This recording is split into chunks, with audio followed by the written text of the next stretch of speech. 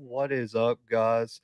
It is the Blue Bloods here, back with another live stream. And I've been telling y'all, I'm gonna try to get back on this live stream bandwagon, man. I've been slacking these past few months, man. But appreciate everyone tuning in, man. Sunday night, I know a lot of people getting ready for work the next day. Wanted to put out an episode though. If you haven't, though, as people start rolling in here, go check out the episode where we break down some of the top HBCU prospects in the upcoming draft class. We had our guys from listen, we had our guys from Draft HBCU on, and they did a great job, man. They came with a lot of film breakdown. They came with a lot of things that they saw, and just in terms of them evaluating all kind of just prospects from across the HBCU. Listen, if your favorite prospect didn't get talked about, it's coming. They're going to come back on throughout the season. We're going to do a mid-season review and a lot of stuff after the full season, breaking down more prospects. And so it was no diss to anybody to not have them on the first episode. I got reached out to by multiple fans, some players asking why they weren't on the show, and it had nothing to do with who we thought were the better prospects or anything like that. We just picked some of our favorite prospects. They gave me some guys they wanted to talk about. I wanted to bring up some guys. So stay tuned. We're going to talk about, the Jacob Roberts and some other people from even outside the SWAC and MEAC that are over at North Carolina A&T, possibly even over at Tennessee State. And we even talked about bringing up some of the top D2 prospects as well from the CIAA and everything like that. So stay tuned for that. This episode, though, I really wanted to catch up on some topics, man. I haven't really been dropping a lot of news, I would say, videos as we kind of gear toward the season. I'm trying to really get into my preseason move where we're going to be breaking down games.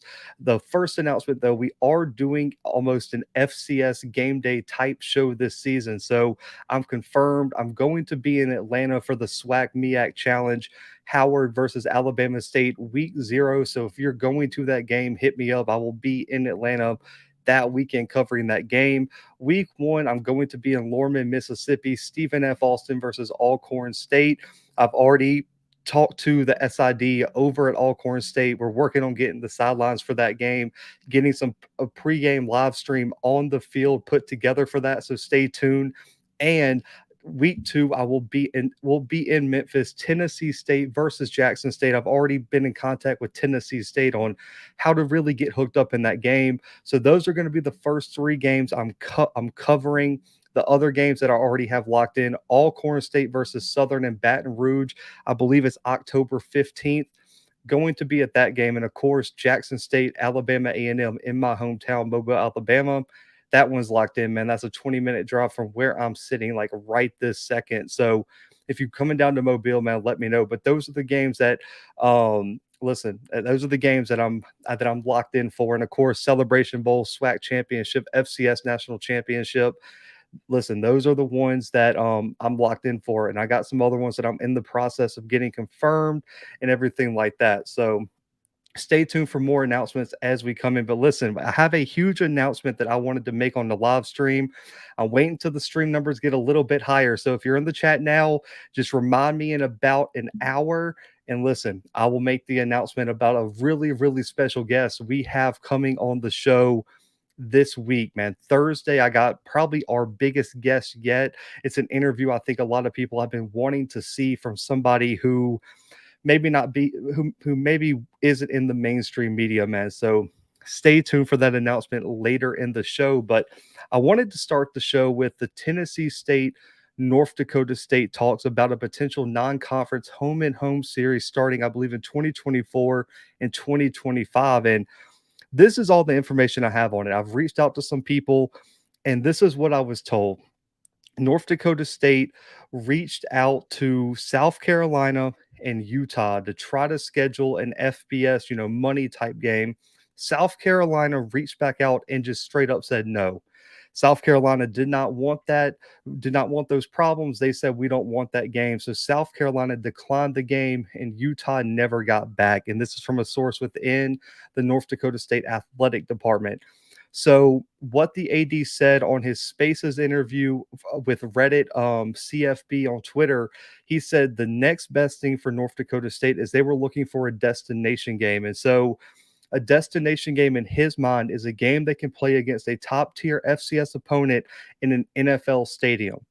And so they already have a game scheduled against Eastern Washington and Minneapolis in a huge non-conference game, I believe, next season. And so when they looked at Tennessee State, here were the biggest factors for them. They see an upcoming program with Eddie George and a lot of hype around them. They're getting better. They went out and got Draylon Ellis. They went out and got a bunch of good players, multiple four-star transfers, and they look at Tennessee State as an up-and-coming team in the South, similar to back when they went and played Jacksonville State in that out-of-conference series. The other selling point is, as we all know, Tennessee State plays in Nissan Stadium where the Tennessee Titans play. And so their biggest thing was, we want to be able to put our players on a stage where they can go play in an NFL type atmosphere where the North Dakota State fans can come travel and they can be on that stage and they can sell it to TV networks or whoever as this is the out of conference game that you're going to want to put on your station, put on your platform or whatever you want to call it. And so that was the selling point for Tennessee State over some other programs that I know people were clamoring for. And we're not addressing any Jackson State things, man. That got completely out of hand. The fact that anyone even had to make a video, write an article, even mentioning Jackson State for this announcement was ridiculous. This is a huge opportunity for Tennessee State and Eddie George. When you look at the when you look at the magnitude of what that game can become, that is important. So when you look at I would say the trajectory of Tennessee State, let's say they go out and win the OVC this year. Next season, they have the game against Notre Dame, the very first ever HBCU to go play against Notre Dame. And then in the next 2 years, they have two big out of conference games with North Dakota State. And let's go even to this year, week 1, they opened the season against Eastern Washington. That is a huge that's a huge game, and that really and truly is putting Tennessee State at the forefront of multiple matchups that are going to draw, I would say, casual fan eyes. And that's something I don't think gets talked about enough with out of conference matchups, with TV deals, with social media presence, anything. To be a good social media team and to be a good team that average fans want to see, you have to play some of these games. And that is what Tennessee State's doing, man. They're putting their team and players in different areas against different matchups to put them up against some of the best teams in the country and put them on platforms that people who might not see them play on a daily basis or a weekly basis with their normal OVC schedule, they're putting them in positions to really shine. Because listen, the fact that I can talk to some fans and them not know who Devin Starling is, the fact that they don't know who Draylon Ellis is, who Zaire Thornton or James Green or anything like that, those players are great players that I think need shine. Even my guy Rod Green transferred in from Grambling on the offensive line. Man, think about what that film would do for a player. Listen, Draylon Ellis, I believe, has 2 or 3 years of eligibility left. Huge matchup this year against Eastern Washington to go up there on the red turf where you've seen some really, really great offensive players shine. For him to go up there and get some good film against a Big Sky team who's probably going to finish top 5 in that conference is going to do wonders for his NFL draft stock. If Devin Starling goes in there and balls out against, let's say, Notre Dame next year and has a big game, I don't think they're going to win that game. But let's say they go in competitive for a half or two. You look at something like Jacoby Durant or something like that. Those games mean a lot in terms of film and scouting and things like that. So I don't think this is a lose-lose. I know some people, I saw some comments saying that Tennessee State is just going up there to get beat, or inviting North Dakota State to get beat, things like that. I don't think so, man. Listen, unless it's a Power 5 school or something like that, like if they signed a contract with Alabama or something like that, yes, maybe, maybe they sign that for the paycheck and to get their players some good reps. But I really do think Eddie George thinks that this team could go up to Eastern Washington and pull off that win. I think he thinks in 3-4 years, he's going to have a team that can at least be competitive with North Dakota State. I don't think people are playing blood money games in their own division in terms of in terms of, I would say, like the FCS. Like, you don't sign a contract to go get paid and get beat down in the FCS. Like, I think, in my opinion, Eddie George thinks he can go compete, and that at the level he's recruiting, just like Jackson State fans think the way Jackson State's recruiting, they can go play some of the best teams in the country. I think that is the mindset right now of Tennessee State. I don't think they're going into any of these games outside of possibly the Notre Dame game thinking that they're going to get blown out. And so I want to repeat that. And also, this is something that I wanted to clear up. I heard in a lot of videos, articles, things like that, that North Dakota State has a history of buying out home and homes, and that they bought out the North Carolina A&T home game. Like, they were supposed to come to North Carolina. I want to repeat this, and I want to get this information out there. That contract was never a home and home. North Carolina A&T was supposed to come play North Dakota State in 2020 before COVID hit, and that game got shifted, and North Dakota State played a little bit extra to get them back on the schedule in 2022. As crazy as it sounds, North Carolina A&T didn't negotiate a home and home series. And so that was one of the biggest criticisms. Like, if you look it up, you go to HBCU Sports, they do a great job there. They were even criticizing when that game was announced that North Carolina A&T didn't negotiate a home and home. So this narrative that's been running rampant is not true. North Dakota State did not buy out North Carolina A&T's home game. They just didn't negotiate for it. And so I wanted to kind of clear that up as well, that if they sign this contract, which I've heard is pretty much all but official for Tennessee State, North Dakota State, 2024 they're going to Fargo, and 2025 that game is going to be in Nashville in a NFL stadium, and I'm excited for this game. And yes, A&T is getting paid 300K to go to Fargo this year and play North Dakota State. Tennessee State's trying to win. Props to him getting a home and homes. And yes, Tennessee State's expected to shock North Dakota State. And we don't know what that team's going to look like. I mean, listen, to project, it's hard. Okay, it's hard to project what a team's going to do this season. Like, if I asked everyone in the chat to project Alabama State in December and it's August 14th and they're about to kick off in 2 weeks in Atlanta, it's going to be really hard to do that. So to project what a team's going to look like in 2024, 2025 is damn near impossible, man. So I do think that it's going to be a really interesting game.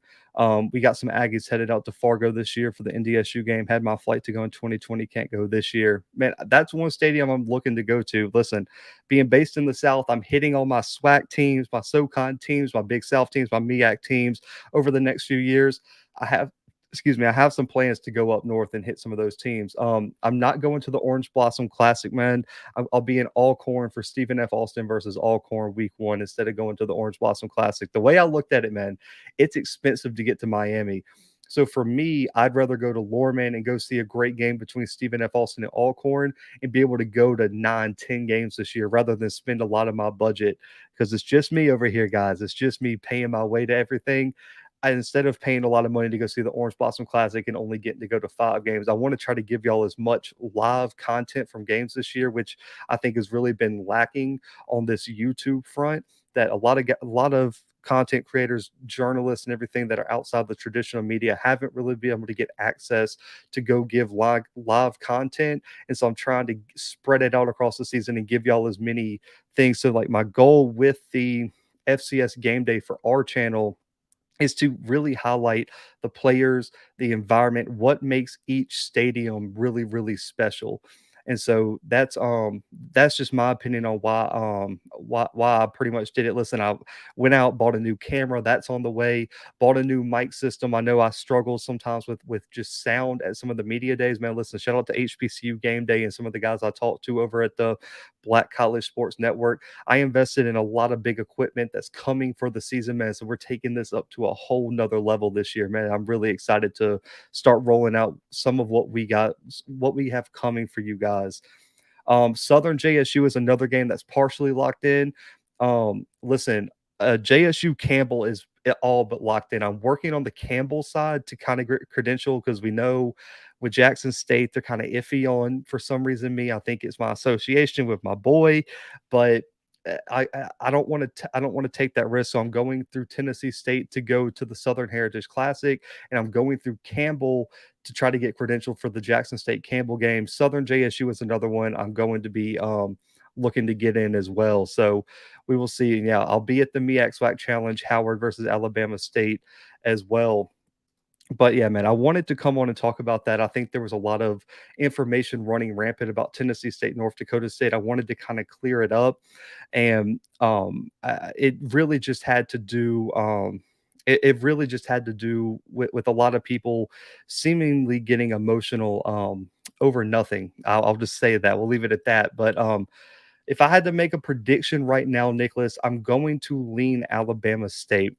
I think both teams have a lot of question marks. Yes, Howard has a returning quarterback, Eden James, and a bunch of good running backs. But I think the potential until he proves me wrong, I'm going to ride with Demetrius Davis. And I heard from camp there's some mixed reviews of his performance, but I really do think, man, that kid has the talent. I think he's one of those players, and I know you guys are going to know what I'm talking about, that might not always shine in practice because he's at his best when the bullets start flying. So I'm going to lean Alabama State in a close one, but I do think that game's going to be a one possession game. Now, listen, here's a player.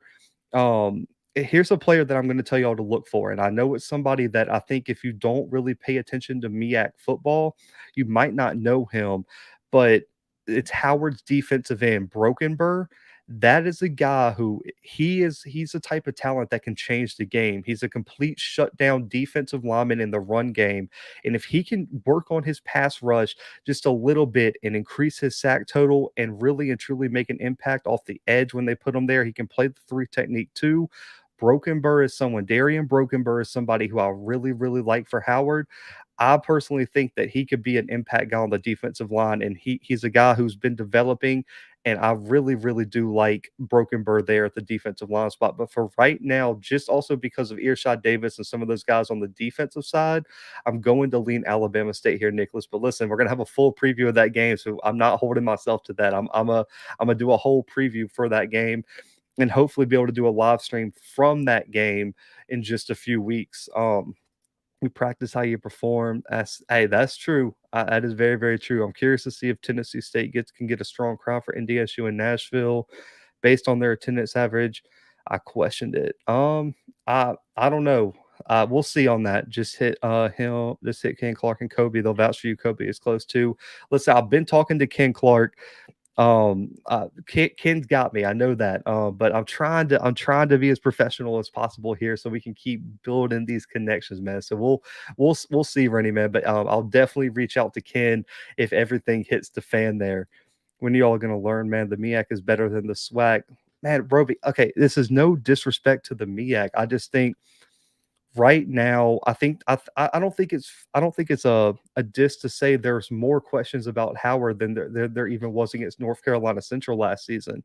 Um, I don't know, man. Right, Roby, I'm telling you, I think the MEAC's going to be good this year. I'll just put it like that. Okay, North Carolina Central, South Carolina State, and Delaware State is someone who I'm really, really excited to see. And all these teams have great out of conference games that I think they're going to be able to make an impact. But listen, you guys have dominated the MEAC SWAC Challenge and everything, but I'm still going to ride with Alabama State now, man. You cannot talk me out of this right now.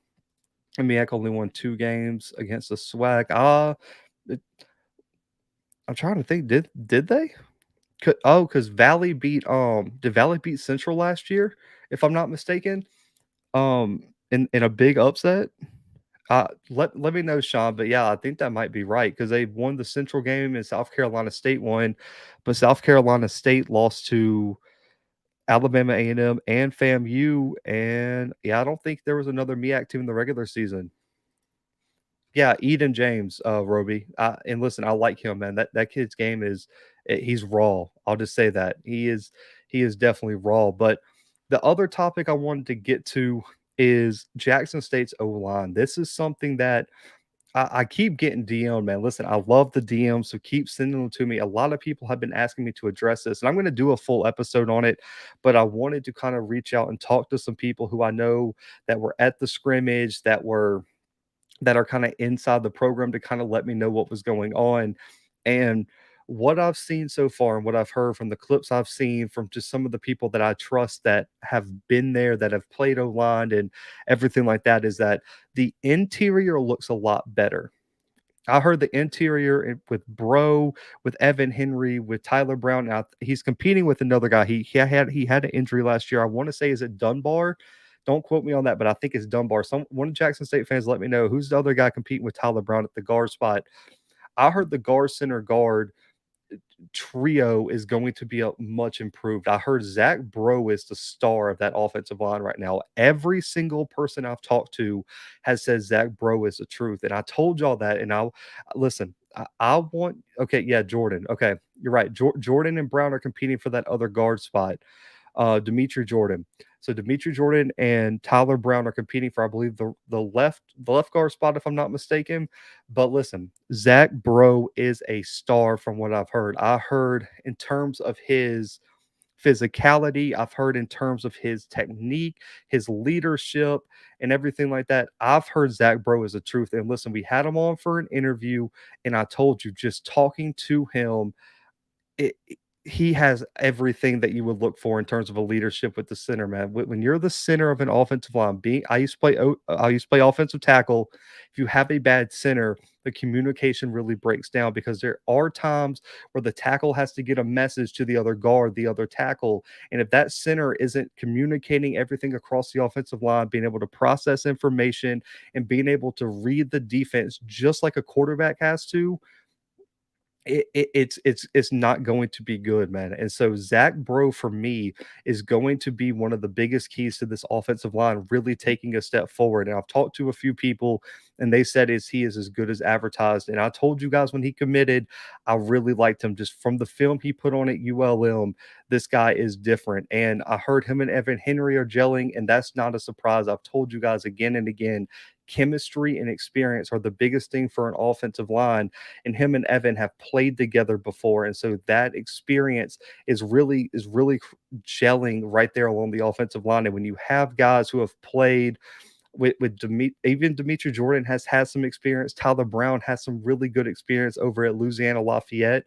I heard the guard center guard combo is going to be on point, and so I'm really excited, man. That was my biggest concern. Now, the tackle spot, I've heard some good things and some bad things. So, I've heard there are some people who have said that pass blocking is still a minor concern, but they attributed it to the defensive ends just being that good. And we'll talk about this another episode, but I've heard Niles Gaddy and the transfer from Alabama A&M, Antonio Doyle, have done really, really good throughout fall camp. I've heard Niles Gaddy's put on a lot of weight, and I've heard that Doyle is just an explosive pass rusher where he just has the James Houston type physicality and quickness to get off the edge and get upfield and get pressure on the quarterback. And so possibly that could be leading to some of the negative feedback I'm hearing of the offensive tackles.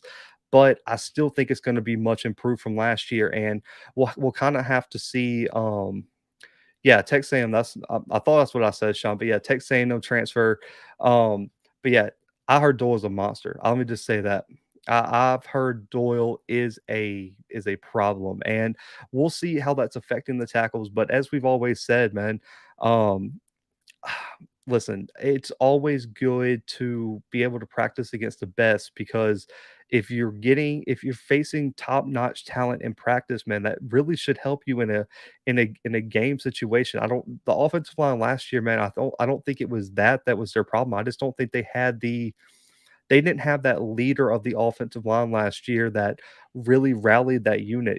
Even if the offensive line had that much talent, they needed someone just to be able to communicate, be able to calm the nerves of everybody, man. It just seems like when things hit the fan for that offensive line last year, they just they panicked, man. They're like, no one was there to be like, guys, take a deep breath. Listen, this is your guy. This is what we need to look for. They're blitzing with this guy. They're stunting this way, and I think that's why stunts. I think that's why blitzes really affected that offensive line last year. And I think with Bro, Evan Henry, Tyler Brown, or whoever wins that battle, I think that's going to be the biggest difference for me. And based on everyone I trust that I've been hearing, man, shout out to my guy Scotty Allscript, man. Appreciate you tuning in, man. And I saw y'all's questions. Listen, someone said they put a question in. I got it started. I'll get to it when I finish this segment. But listen, that guard center guard combo has really improved based on the film I'm getting. Listen, Zach Bro, to me, man, shout out to him. I can't wait to have him on the show again. He said he was going to come back on and show me his ring if Jackson State won the conference again.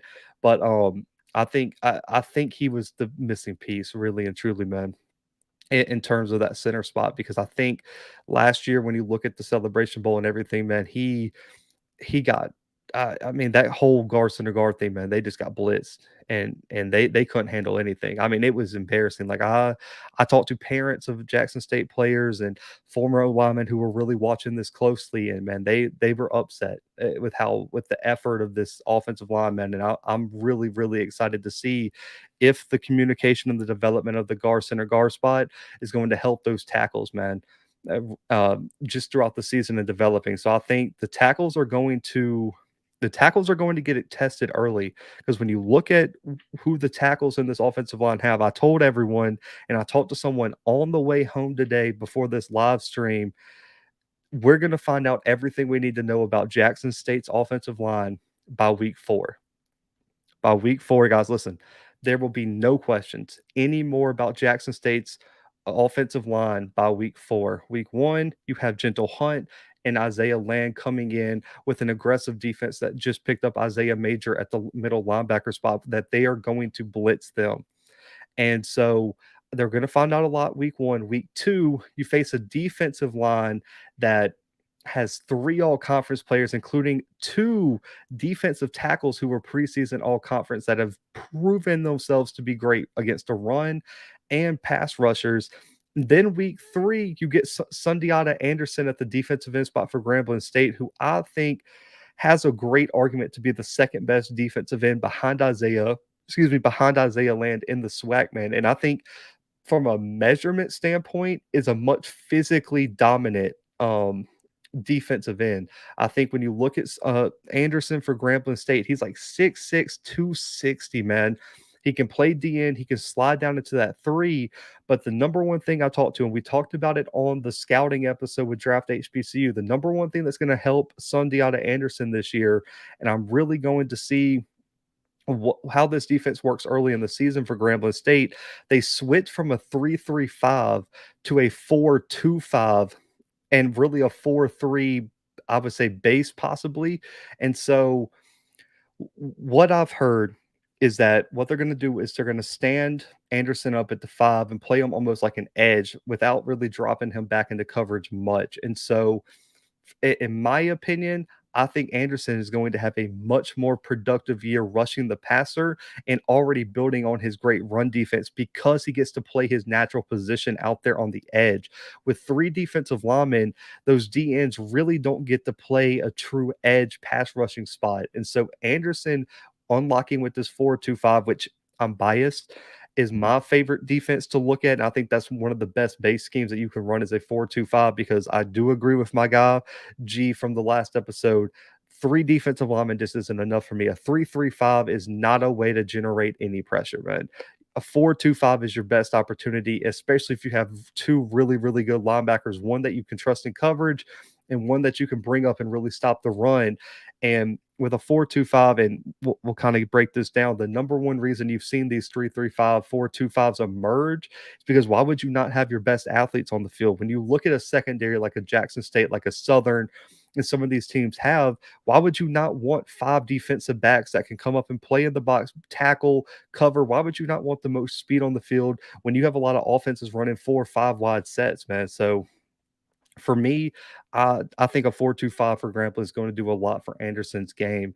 Let me get to some of these comments here, because I see is blowing up right now. The guards are not good. Trust me, Blue. You see, I haven't heard. Listen, man, I'm just saying, Zach Bro, I've heard is the one that is the leader, Scotty. But I heard him and Henry are playing well together, but I haven't heard much on Brown and them. I know it's still a battle, but listen. This is why I say they got better, Scotty. There's no way they could have gotten any worse. Any worse, man. You cannot play worse than this offensive line did last year. They have to get marginally better.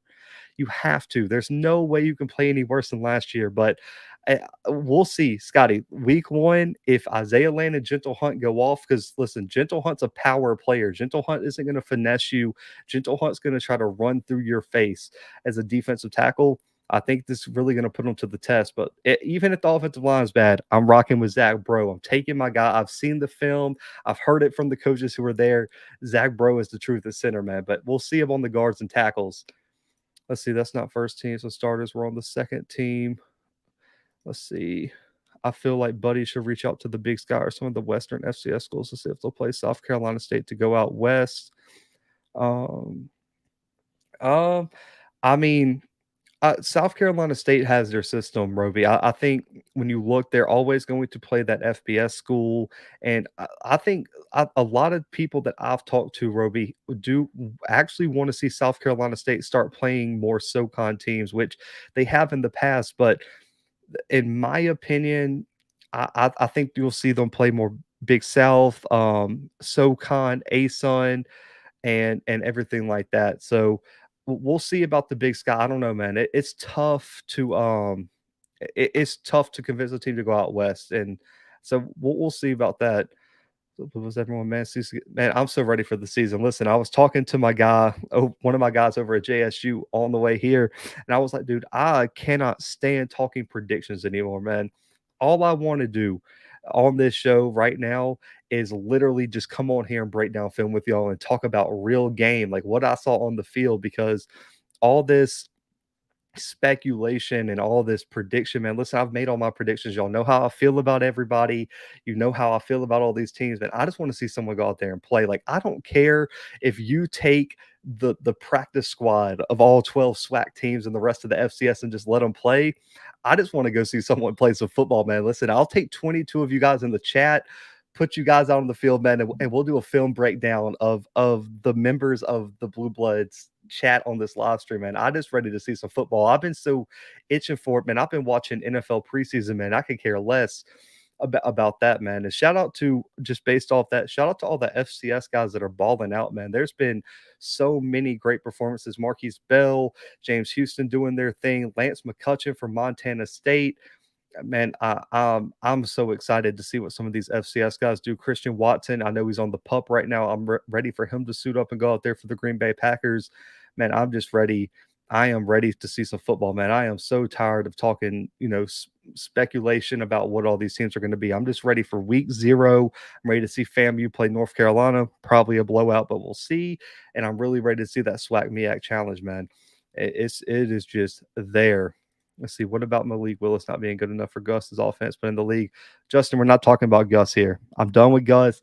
Gus has moved on to UCF. I'm going to leave him there forever, man. I don't even want to talk about it.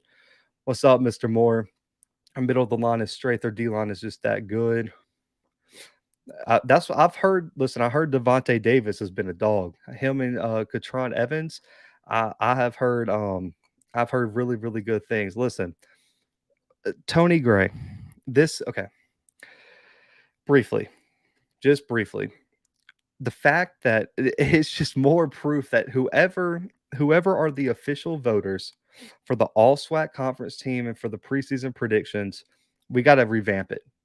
Like, you are telling me Tony Gray got voted first team SWAC over some guys who are really, really good and can't even start on his own team, bro. I just Look, I'll leave it at that, man. This is a guy people were arguing should be on my All-American list. I just want to remind you guys, this is somebody who people argued that should be a FCS All-American. Listen, we're going we're just gonna leave it at that. I just wanted to remind y'all about that. That actually happened. In my DMs, I have the DMs still that did happen. Yeah, Land did not have a good game against JSU. I think he really started to break out about week 3 or 4. So it seems like I know about practice, but Scotty's in here going off. They upgraded every position. Their own line coach know what he's doing. He knows he's coaching for his job. I've been watching Alex Hines videos to hold me over till the season starts. He has games I've never seen before. Listen, uh, let me pull up the channel so I say it right. If you're looking for game film, someone texted me about this after our scouting episode. If you're looking for live games or some of them, Victor's Valiant. It's Victor's with an S, Valiant, Valiant. Victor's Valiant. They have all kind of FCS games and just games. They have like USFL games. They have everything you can think of, man, dating back to like 2019 or something like that. That's where you can find a lot of games. Like they're like the kind of condensed versions, kind of like Cut Day had. That's where I've been looking for a lot of these games. But I don't know if you guys saw on Twitter, I was doing my hashtag FCS throwback. That's where I've been getting a lot of these clips from. And also, like you said, Alex Hines does a great job too. And there's a few other ones, but I wanted to shout those guys out because they do a great job in terms of making sure there's film on a lot of these games that just haven't, in my opinion, been, I guess, watched or talked about or anything like that. So just so y'all know, that's what Coach Pross said is his linemen this year will more likely be new starters. Yeah, VV post highlights fast too. Let's see. Tony so tough for down. Coming from a JSU guy, we're going to pass on Tony. Oh my lord, man, y'all are. Let's see, line at scrimmage 56, 72, 50. Okay, so 51 is, if I'm not mistaken, 51 and 71 is Zach Bro and Evan Henry. And then 72, if I'm not is not I don't know who 56 and 73. I don't know all the numbers off the top of my head, but I know the two inside. 51 and 71 are the two guys I was talking about there. Let's see. Land gonna be in deep water with Devo, aka that's my pancake, and Willis, aka Mr. All American. We will see. We will definitely see there. I'll never get some of these folks. How on God's green earth is Tony a SWAC All American, let alone a FCS All American? I don't know, man. I'm just saying. All I know is that, all I know is there's no way. There is no way that you can vote him an All American. Isaiah Land is listed at 6'4", 6'5", 215. T. So I talked to someone in FAMU. I know I mentioned it on the episode. I know we mentioned in the episode with Draft HBCU. I heard he's closer to 230 right now. I heard he's sitting around 230, 235. I don't know how true that is, but listen, when I was talking to him at SWAC Media Day, he looked bigger than 215. I'm just going to be honest with you. I mean, I stood face to face with him. I think he weighs more than 215. T. I really do think they weren't lying when they said he was closer to 230. But yeah, I don't think he's 215. T. I would be shocked, man. I mean, the dude looked like he put on some weight. Um, let's have you talked about this? Oh yeah, okay. So there were two 5-star prospects who put Bama State in their top 5. Their teammates. If I'm not, if it was James Smith, if I'm not mistaken, and then there was another one who put a Alabama State in their top 5. So all I know about the prospects, okay, because I've heard about them because Auburn's in it, and so working for On Three, um, we talked a little bit about them.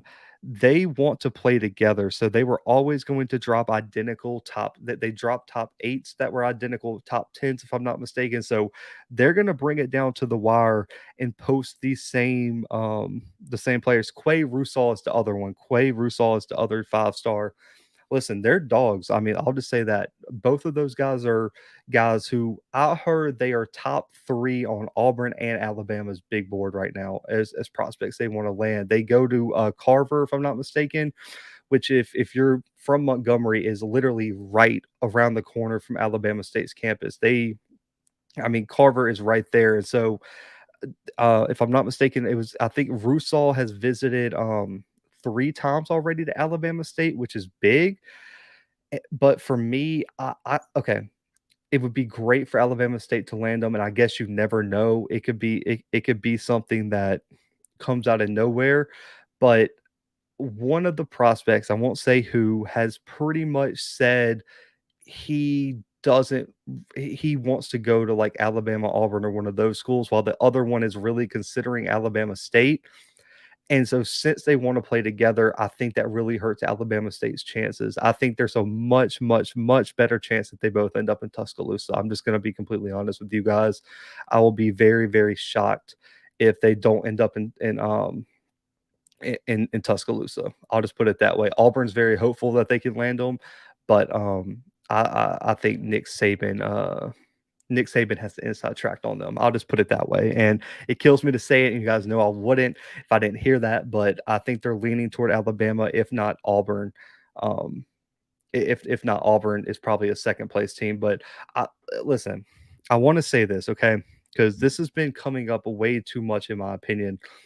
Can we stop saying kids are putting HBCUs or whatever school in their top 6, top 3 for clout? That's not a case, man. Listen, it's I want to put it in perspective because I think there's a lot of people who are really looking at this in like a weird perception. You are still talking about 16, 17, 18-year-old kids, man, who are being pressured every which direction by coaches, by family, by friends, by recruiters, by media to go to a school or another, man. And it's a really, really tough process for a lot of these kids. And so, it, listen, you're going to miss on more prospects than you land always, man. Like if you count up the number of 5 stars that Nick Saban and Alabama have missed on, it's almost more than that they've landed, and they've been one of the most successful recruiting teams in the country. So just because your school doesn't land somebody doesn't mean they use that school for clout or anything like that. Like sometimes a kid just thinks that might think one day that his best opportunity is over here, and then he hears something over here and decides to go elsewhere, man. It's you got to stop thinking, man, that 18-year-olds are out here really trying to cause havoc, on your school or your brand or anything. Listen, it's great that they were considering your school that long, man. And that goes for any school that they put in their top 5, top 3, whatever, man. Like, we gotta stop hating on 18-year-olds for clout chasing when, honestly, every single one of them probably considered your school. If you don't think Peter was actually considered JSU, you are out of your mind, man.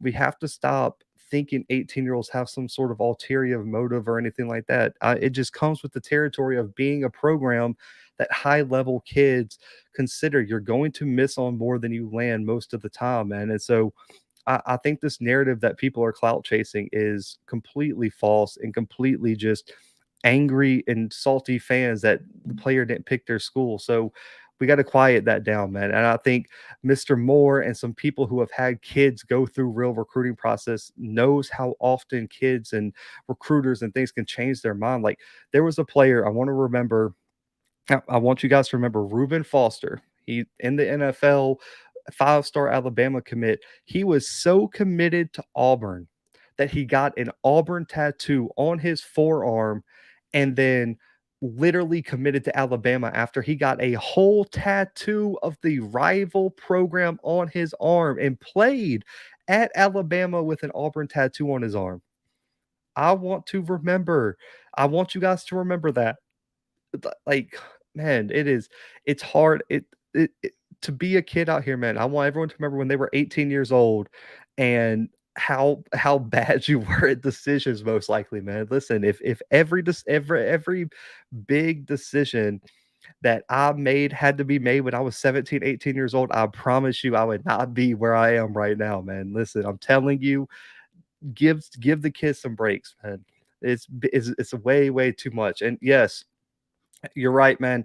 Almost 200 people in here. So the special guest name, we'll go ahead and drop it, man. If you missed the show earlier, we got a special guest lined up later this week for a huge interview, man. And the special guest will be North Dakota State Athletic Director Matt Larson will be on the show this Thursday, August 18th for a one-on-one interview, man.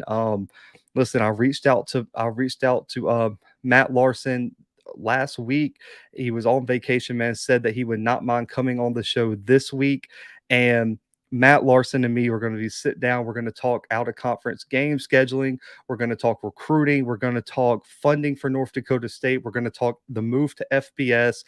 We're going to talk to Jackson, the potential Jackson State game, and has there been any contact? We're going to answer all the questions that you guys have been sending me for months now, and we're going to clear up a lot of misconceptions. We're going to talk about how the Tennessee State matchup came to fruition.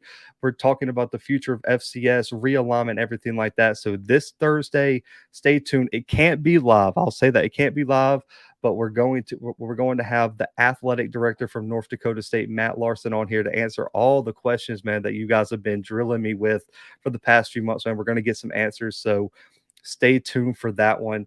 And let's see, Alabama State, Alabama A&M bets. I got State. Okay, anyone who wants to bet Vaughn on Alabama State, Alabama A&M, hit him up in the chat. But let's see. People keep saying that the Big South and CAA make more money per school. I want to see the numbers. I mean, you can, let's see, because their attendance is the same or worse than ours. So where's the money coming from? Local, regional TV, TV contracts. Okay, so I don't know. Listen, okay, and there was a big debate. So shout out to, if I'm not mistaken, it's the North Carolina A&T 247 site. They had Sam Herder on, and they were talking about funding and the FCS playoffs and money and things like that. I would go watch that, Roby. They really kind of break down some of where that money's coming from. But listen, I will talk. I'll talk to Larson about that too, about just where this money coming from across the conferences. Um, let's see, is Reuben Foster? I don't know if he's still in the NFL. I know he was in the NFL, but I don't think he could stay out of trouble. DJ, if I'm not mistaken. Let's see. There was a question in here I wanted to get. Okay. Blue, what's your top 5 games you want to see this year, SWAC or MEAC? Okay. Oh man. Okay, Blue Death Valley. There you go. Blue Death Valley. Go check out their interview with Sam Herder of FCS. You can go to my Twitter. I tweeted about it, about how the NCAA is a cartel. And we'll just leave it at that right now. But let me get back to Kelvin's question here. Blue, what's your top 5 games you want to see this year, SWAC or MEAC? In no specific order. These are um these are the games I want to see in no specific order. Um Campbell Jackson State is going to be up there. I really, really like what Mike Minter and them are doing down there. I think Campbell's going to surprise a lot of people in the Big South. They have some big games. They play North Carolina T. They play North Carolina Central. If I'm not mistaken, they also play Delaware State. I'm really excited to see the 2 top recruiting classes in the country go head to head, and two former NFL players go head to head with some great coaching staff. So Jackson State, Campbell's in my top 5, Kelvin. Um, Jackson State, Tennessee State's got to be on there too. Listen, I've talked at nauseum about this game. When you put Draylon Ellis, when you put what some of the great talent that they brought in on the recruiting trail into Tennessee State, in my opinion, I think that is Jackson State's toughest game of the year. I don't care what people say about Southern. I don't care what people say about FAMU. I don't care what people say about Alcorn State, anything. The hardest game on Jackson State's schedule right now on paper is Tennessee State. And if they go up to Eastern Washington and win that game on the red turf against Eastern Washington, who is a top 15 team, man, week 2 is going to be a movie. I'm just going to tell y'all now, man. And that defense is not going to be a joke. You got 3 all-conference guys on the D line. You have an all-conference linebacker in Green, along with 4-star transfer from Ohio State. And then on top of that, in the secondary, they really reloaded the safety spots. One that I think they're going to have some young guys step up, just because they lost Corey Raymond and another guy who I believe went to the USFL. So that's 2. Let's see, I'm trying to think another game I want to look at. I'm excited this year for the Bayou Classic. Grambling State Southern. You get 2 first-year head coaches, and the biggest thing with first-year head coaches is that sometimes it takes the team a little bit to gel. And the fact that that game is so late in the season, I personally would love. I can't wait to see that game in a neutral site with potentially everything on the line for the SWAC championship, and that team both of those teams having time to gel. So they're not going to be, fresh into the season. The team hasn't played together. The coaching staff hasn't really coached together. So I'm really interested to see what a full season of experience is going to do going into that game. And there's been a lot of talk about who made the right hire. You have Grambling State kind of going the quote unquote, I've heard people call it the quote unquote celebrity route, even though he was a head coach, but it's a big name in Hugh Jackson. Hit the transfer portal hard. You got 5 brand new quarterbacks. You have new wide receivers. I mean, listen, Maurice Washington comes in, the offensive line's rebuilt, the secondary is rebuilt. In my opinion, that game's going to be really exciting. And I think that potentially, depending on how things, work out, could send a team to the SWAC championship or keep a team from going if one team gets upset in that game. The two other ones, man, there's so many good ones that I'm sitting here trying to make sure I don't overlook any. Mm, man, this was a good question, Kelvin. Um, mm, I'm trying to switch it up a little bit too, because I don't want to just all pick like big games. Hmm. Okay, FAMU versus South Carolina State midseason is going to have to be in my top 5 too. That game's in Orangeburg this year, on the road for FAMU. They brought South Carolina State down to Tallahassee last year and really gave them a beatdown. Man, that game was like 27-0 before South Carolina State ever answered a punch. And so for me, I'm really, really excited to see what if FAMU can go up to Orangeburg and beat South Carolina State. If South Carolina State pulls that game off, that's a huge, huge feather in their cap, in terms of just MEAC perception. So I think FAMU South Carolina State would be 4, and a MEAC game that I'm really excited for that I think this could possibly determine who wins the MEAC is North Carolina Central versus South Carolina State as well. I think that game's in Orangeburg too. I'm excited to see that game. I think Richard is the best quarterback in the MEAC right now, and he's going up against one of the best defenses in the MEAC as well. BJ Davis, Jablonski Green, a new core of defensive backs stepping in for South Carolina State. It's a mid-season, probably 3/4 into the season. Those teams will be picking up. I like Corey Bullock in the offensive line for North Carolina Central. I think that game is the game that's probably going to decide the MEAC, in my opinion. So I'll put that one in there. And then an honorable mention would probably be a game I saw in the chat too. North Carolina A&T versus North Carolina Central week 1. If North Carolina A&T goes out there and loses week 1 against Central, man, listen, we are going to have a heart to heart on a live stream come Sunday night about what is really going to happen to North Carolina A&T throughout the season, because they don't have an easy schedule, and what's going to happen when they go to the CAA and start facing some of those teams in the CAA, like a Delaware, like a Villanova, and everything. Like if you go out there and lose week 1, we are going to have a real conversation here in North Carolina T, because you're definitely going 0-2, because you're not going to lose to Central and go off and beat North Dakota State. And then you got Duke. So you're looking at North Carolina A&T potentially being 0-3 to start the season if you lose that game. So man, North Carolina A&T has to win that game. And if you're North Carolina Central, that is a huge, huge out of conference win, because North Carolina A&T received votes in the preseason top 25. That really, really could be a springboard for North Carolina Central to make a big run this year. Last year, they had the big win over Alcorn, was one game away really from winning the MEAC last year. So North Carolina T versus NCCU is probably going to be my honorable mention. Right now. I knew Maurice was in here. He said we're not losing to the Buzzards. Oh man. Will they have to play Richmond? Yes. William and Mary and Richmond are both in the CAA, Aaron. So North Carolina A&T will have to play both of them once they move to the CAA. I don't know if it'll be every year if they switch to divisions, but they will have to play. Let's see. No, that's not a top 5 game in my opinion. Paris, if I had to pick that game right now, as much as I love what North Carolina A&T has, they don't have the offense to win that game.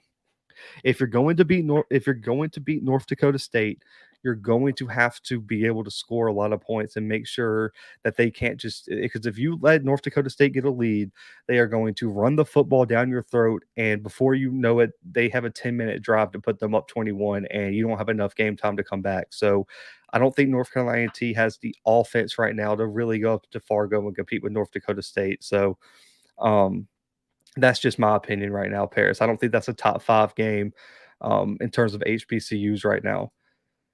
Are you still going to Stephen F. Austin Alcorn? Yes, Gerald. I mentioned at the beginning of the show, I will. So just to repeat it, guys, I'll be doing like a Bluebloods FCS game day type thing this year.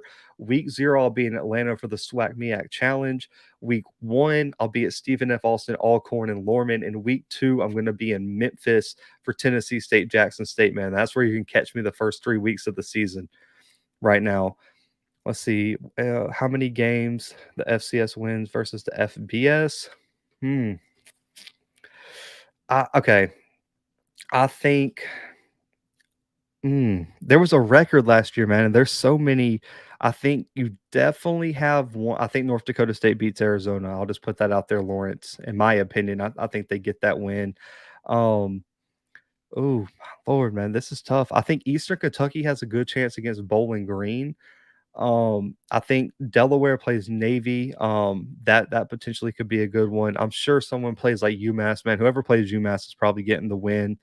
Um, I would say anywhere, Lawrence, just off the top of my head, without even looking at the games, I think you could bet for anywhere between like 6 to 10. I think 6 is probably the floor just because you always get someone who pulls off a wild upset. You look at Montana knocking off a top 25 team last year on the road week 1. You look at Jacksonville State getting lucky with a Hail Mary against Florida State. So I'm going to go 6 to 10 right now, Lawrence. I think that would probably be my somewhere in there. I think it's somewhere in there in terms without looking at the games, but I'll kind of do a breakdown of the biggest games that I think could be potential upsets. Let's see. Was Jackson State a good team? I don't like last year. I must be missing something in the chat. Let's see. Now that you know he's back, where do you rank Wyman at wide receiver? Coach Green, are you talking about like his own team or just in the SWAC in general? Because I think his own team, I would probably put him. I mean, you got to put him top 2 probably. I mean, he came in halfway through the season and led the team in damn near every statistic. But in the SWAC, probably top 5 right now. I would say somewhere. I think Abdul is a consensus number 1. We still got it Xavier, CJ Bowler. I think anywhere in there. So probably top 5, top 4 in terms of the SWAC right now. Let's see. I got you, Gerald. I'll hit you up once I get everything kind of scheduled, man. The hotel situation in Alcorn is ridiculous, and Lorman is ridiculous. I'll just say that. I wasn't expecting that. NDSU is basically a straight downhill running team. I agree with that.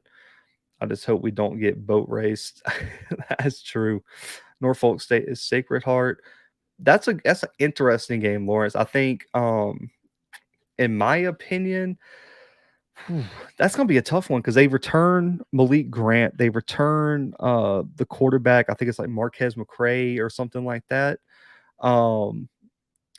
Yeah, man, that'd be an interesting game, Lawrence. I don't know if that's a top 5 game just because I don't know how much of an impact that will have. I still think Sacred Heart goes out and wins the conference, but if they lose to Sacred Heart, that's a bad look. I'll just put it like that. If a top MEAC team goes up there and loses to an NEC team, I don't know. But Sacred Heart's got some dogs though, man. So I don't know. That's going to be a tough game for Norfolk. But it'd probably be in my top 10, Lawrence. I couldn't put that top 5 though. Yeah. The one in Natchez, that some of the ones in Natchez are sold out, so I'll look at Vicksburg for sure. It's not a far drive from Mobile, so I'm honestly thinking about just driving in the day of the game. But yeah, I was looking just because I felt like they were. I was looking, and yeah, not happening. Got to stay in Natchez for the Alcorn game unless you are kicking it with some Alcornites. If not, if you'll be with some Alcornites, stay in Vicksburg because they do a lot in Vicksburg. Okay, I got you. Let's see. There was a question here.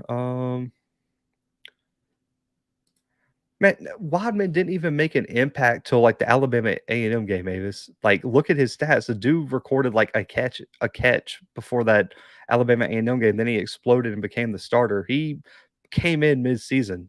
He absolutely did. He came in mid-season. Yeah, he might have played a snap or two in early in the season, but he didn't make an impact till the Alabama A&M game. Ooh, Wadman is not better than Rucker. That's interesting. That's interesting, Mr. Moore. I think Rucker doesn't get a lot of credit, though. I think when you because what happened with Jackson State is you had Wadman with all the touchdowns and Corbin with all the yards, and then you had the slot guys in Newman and Lanier taking a lot of the underneath stuff. And I felt like Rucker kind of got overshadowed. This is the year, though, that Rucker has a chance to make a name for himself. In all of FCS, Coach Green, top 25, maybe top 30. I would probably put Wadman somewhere in there. I mean, I don't think he's top 10, top 15, top 20 right now. So possibly somewhere in the top 30, Coach Green, but I don't think he could be any higher than that right now. He did have some drops. That's something. Yeah, he might have played, but I'm talking about he came in midseason to really make an impact. So I think, in my opinion, I think that's why because he did. I don't think he had like a big play till Alabama A&M, and then damn man, like no one could stop him toward the end of the season. It's ridiculous. Let's see. Now Rucker catches the ball on all levels, and he won more 50-50 balls. Corbin was a technician, man. I really liked Corbin. He wasn't flashy, but man, that for an every, I think for an every down wide receiver where if you just needed to trust somebody to go to be open and go get the ball, man, that was Corbin, in my opinion. Man, DJ, I'm recording this right now in Mobile, Alabama. Like, I live in Mobile. I will be in Mobile, Alabama for that game. That's another one that's confirmed. Like, I mean, I could drive to Lad right now and it would be nothing. So yes, I'll be in Mobile because I live here, man. So that's an easy one. I don't even have to pay for a hotel or nothing, man. I can just stay at my house. That too, I think is the next one, Paris. I mentioned when on the episode where he committed Paris. I don't know if you guys remember. I said that he was going to be like the Keith Corbin of the offense, where he comes in like Corbin did with a lot of experience. He has great route running. He can do it. He can do it in the intermediate game, underneath everything like that. So I like Dallas Daniels, in my opinion. So I agree with you 100%. I still like Wildman. He is developing at a fast pace, so he'll be right. I agree with that. Let's see, parking lot fixing to be crazy. Man, I'm dreading that. Listen, okay, just to let you guys know, if you are coming to Ladd Stadium for Alabama A&M Jackson State, bring cash. Bring like 20, 25 bucks in cash because you are going to have to park in somebody's yard. The parking is going to be tailgating only pretty much. There is nowhere to park at Ladd Stadium. You are going to have to park in someone's yard who's got a sign out there that says, hey, man, you got to pay in cash and you can park a car in my yard. That's it. Or if they set up a shuttle from the old Bay Bear Stadium, bring some cash because you're going to need it to park unless you got a spot already reserved for tailgating. I'm just going to warn y'all now for as long as the Senior Bowl was there. If you don't have cash to pay somewhere to park or somewhere close enough to walk, you're going to have to pay in someone's yard. So just be ready, man. It is ridiculous, man. I really wish they would have that game at South Alabama's new stadium, but man, Ladd is an experience. I'll say this: it's not going to be around Mobile much longer. It's not an amazing stadium, and they got a lot of problems there. But bring bring some cash and bring some walking shoes because you're definitely going to be walking all the way to Lad People Stadium. I'm just telling you, just as someone who has been to that stadium countless times for the Senior Bowl and things like that. Let's see. Wildman did not have an impact until JSU changed defensive coordinators. Who do you think is the top wide receiver? Okay, so I think there's different levels. I think when you look at potential Shad, because we haven't seen some of these guys play for Jackson State. When I look at potential, oh my lord, I think potential you have to go with Kevin Coleman right now, just in terms of overall development because he's still young. I think he has one of the highest ceilings in there. But if I had to put my money on someone right now, I know it's not popular. I'm going with Dallas Daniels. I think he has the most complete game of any wide receiver at Jackson State. So I'm gonna go with Dallas Daniels in my opinion, even though I know it's not super popular. But I think when you look at just the totality of his game, he's the most complete player on the team right this second. Eastern Washington and Incarnate Word Missouri State have some of the top wide receivers. Wobben not in the top 10. I agree. I said he went to the top 10. That's that's stout. Watch out for 11. He could be the best. Who's wearing 11 right now, Mr. Moore? Oh, Rico. Okay. Yeah, Rico's a stud too. I'm interested to see how he fits into the offense. I'm interested to see. Okay, and I said it on the last wide receiver episode um, that I did. I'm interested to see the rotation of wide receivers. What situations fit the large amount of wide receivers that they have? Who is going to play in what situation and against what scheme? And that's going to be something I'm really looking forward to seeing over the first few weeks of the season for Jackson State. Is Prairie View and Alcorn State better than last year? Prairie View is not even close better than last year. Prairie View, I think, is going to have the biggest fall off. Alcorn State is going to be slightly better than last year, if I had to guess. I think they improved almost everywhere outside of maybe quarterbacks. It's so tough to replace Felix, but I think overall as a team, Alcorn State did get better, but Prairie View definitely did not get better. Phase on from Grambling. Let's see. Oh, well, I heard he was a monster. Listen, um, I know Kevin Coleman and Travis Hunter got a lot of respect, but I think Faison was the number six, like the sixth highest ranked prospect that committed to an FCS program. People forget. Okay, we'll kind of go into this. I talked to some guys from one of the other top FCS shows in the in I guess in the space. People forget Campbell, Jackson State, in Eastern Kentucky all signed 4 stars. Eastern Kentucky signed a great defensive back who was a 4 star on, I think, Rivals, and he was a stud too. But Faison was one of the top ranked prospects in the country who went to the FCS. And I heard everything I heard from from the Grambling scrimmage, he's a problem. I'll just put it like that. Faison is a problem, man. I agree with Scotty here. He's a grown man as a freshman. I heard, if I'm not mistaken, I heard he potentially could start year one at Grambling. Let's see, Blue. It ain't that bad. It ain't that bad. People, last stadium was a great place for football. Man, it was. I mean, I think if you haven't been to the South Stadium, DJ, man, that thing is like you could eat off the bleachers at that new stadium over at South.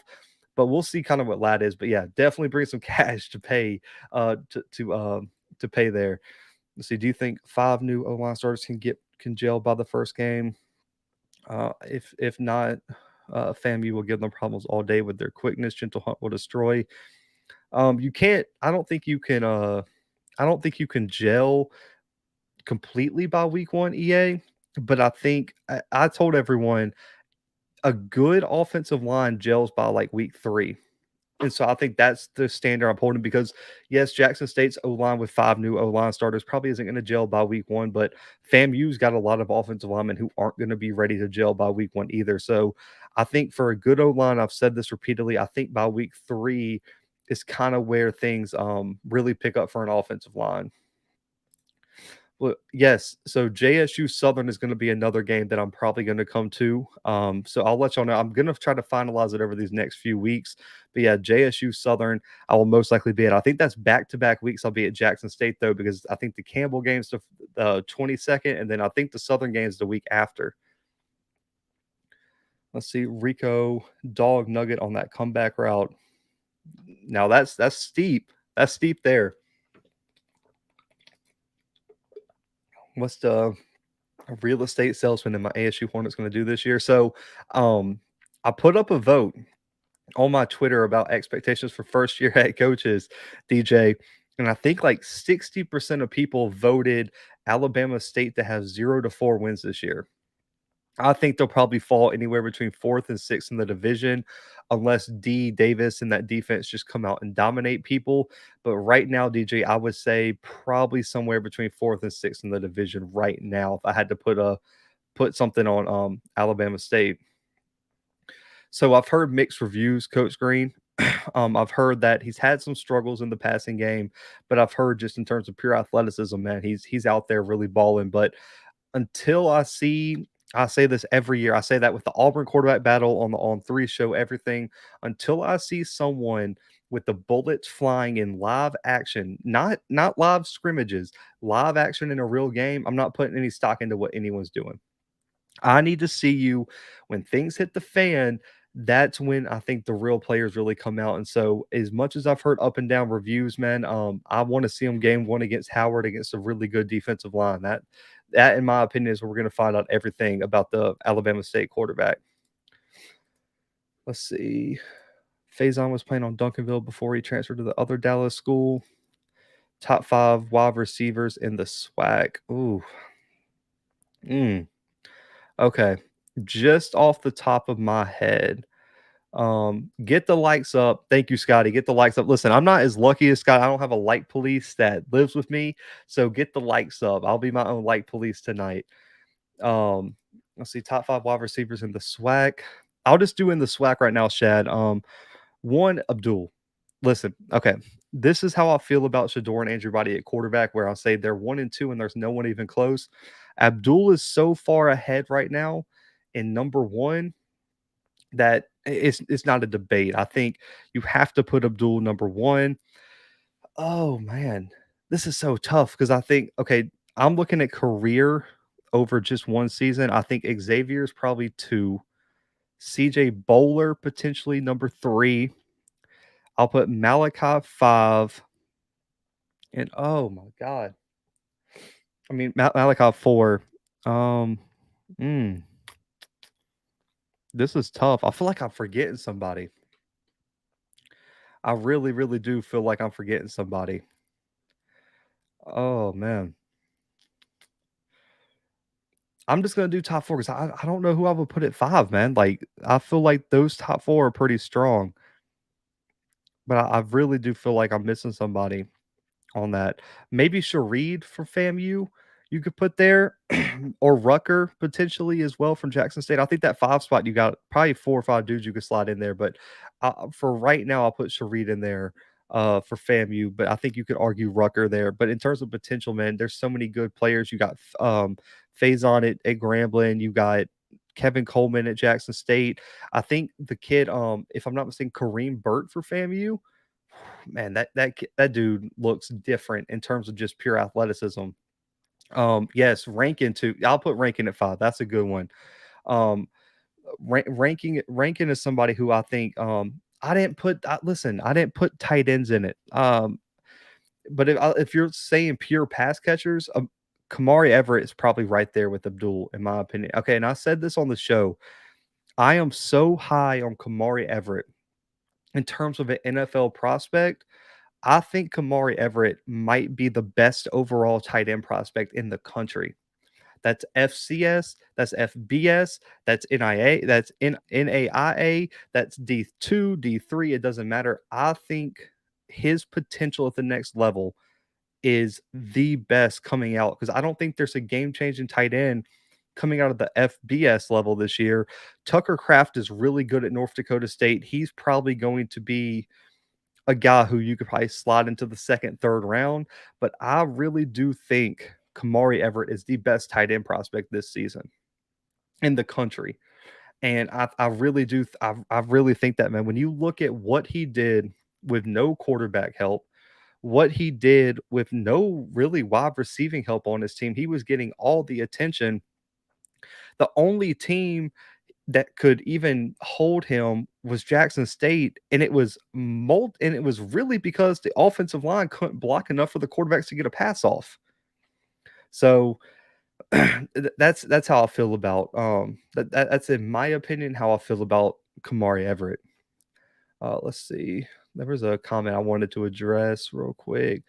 If Alabama State loses to Howard, listen, the SWAC has some questions because if Alabama State loses to Howard, Stephen F. Austin beats Alcorn State, Valley loses to Tarleton, like if the SWAC goes like 1-6 in opening out of conference games, the noise is going to be deafening in terms of the SWAC out of conference worries. So that's just that's going to be atrocious for Alabama State. And underscore, man, I appreciate you, man. Yes, man, it's grown a lot, man. And shout out to every single person in here for watching, man. I remember when we were grinding, man, like years ago. Because I mean, me and Brandon started this thing 5 years ago now, man. This podcast has been going on 5 years. We've been on YouTube for just over a year now, and it's grown, man. So shout out to all y'all who are tuned into the show, man. Every one of y'all. Let's see. I guarantee no one has more speed at wide receiver than FAMU. Y'all can have the numbers, but no one can catch a hitch and go 60, 70, 80 yards like FAMU. You got EA's in here. He's gonna have the chat really, really buzzing.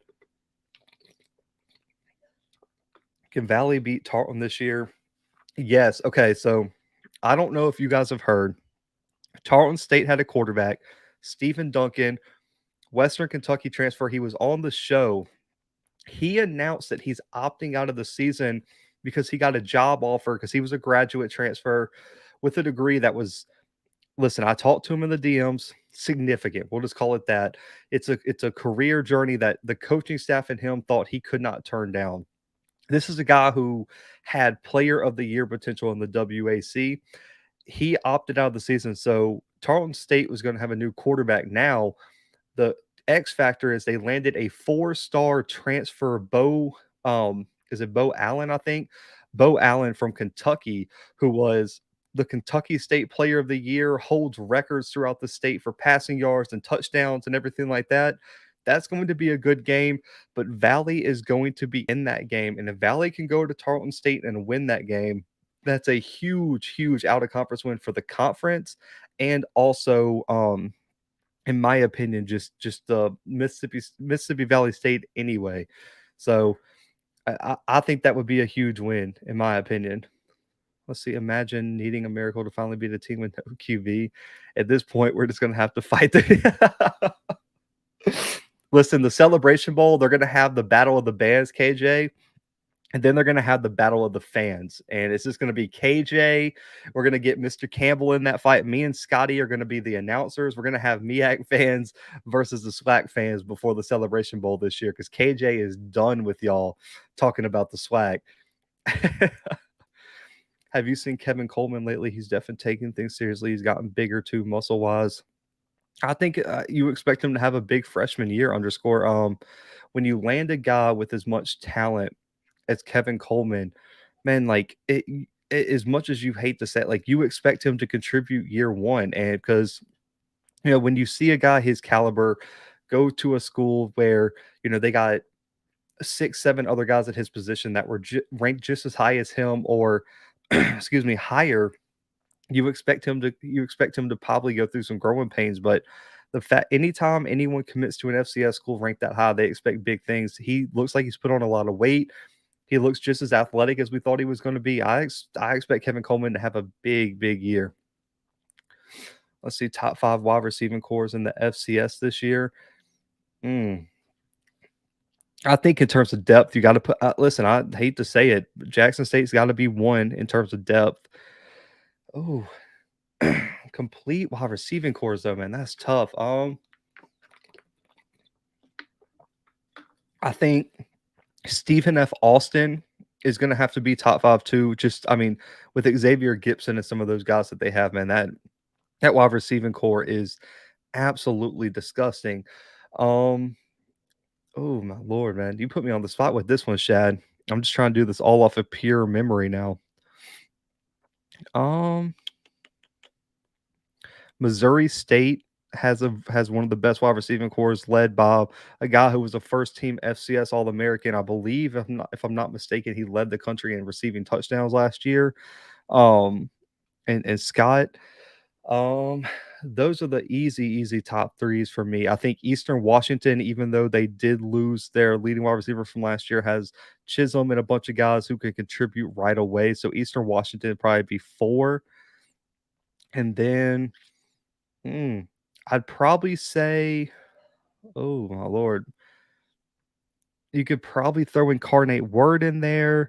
You could honestly argue possibly FAMU. I think those are probably the two teams I would probably slot in the 5 spot, Shad, for the best wide receiving course in the FCS. But I'll do like a full breakdown of the wide receiving course. But off the top of my head, knowing everyone who's coming back and transferred, those are probably the top 5 in the FCS right now.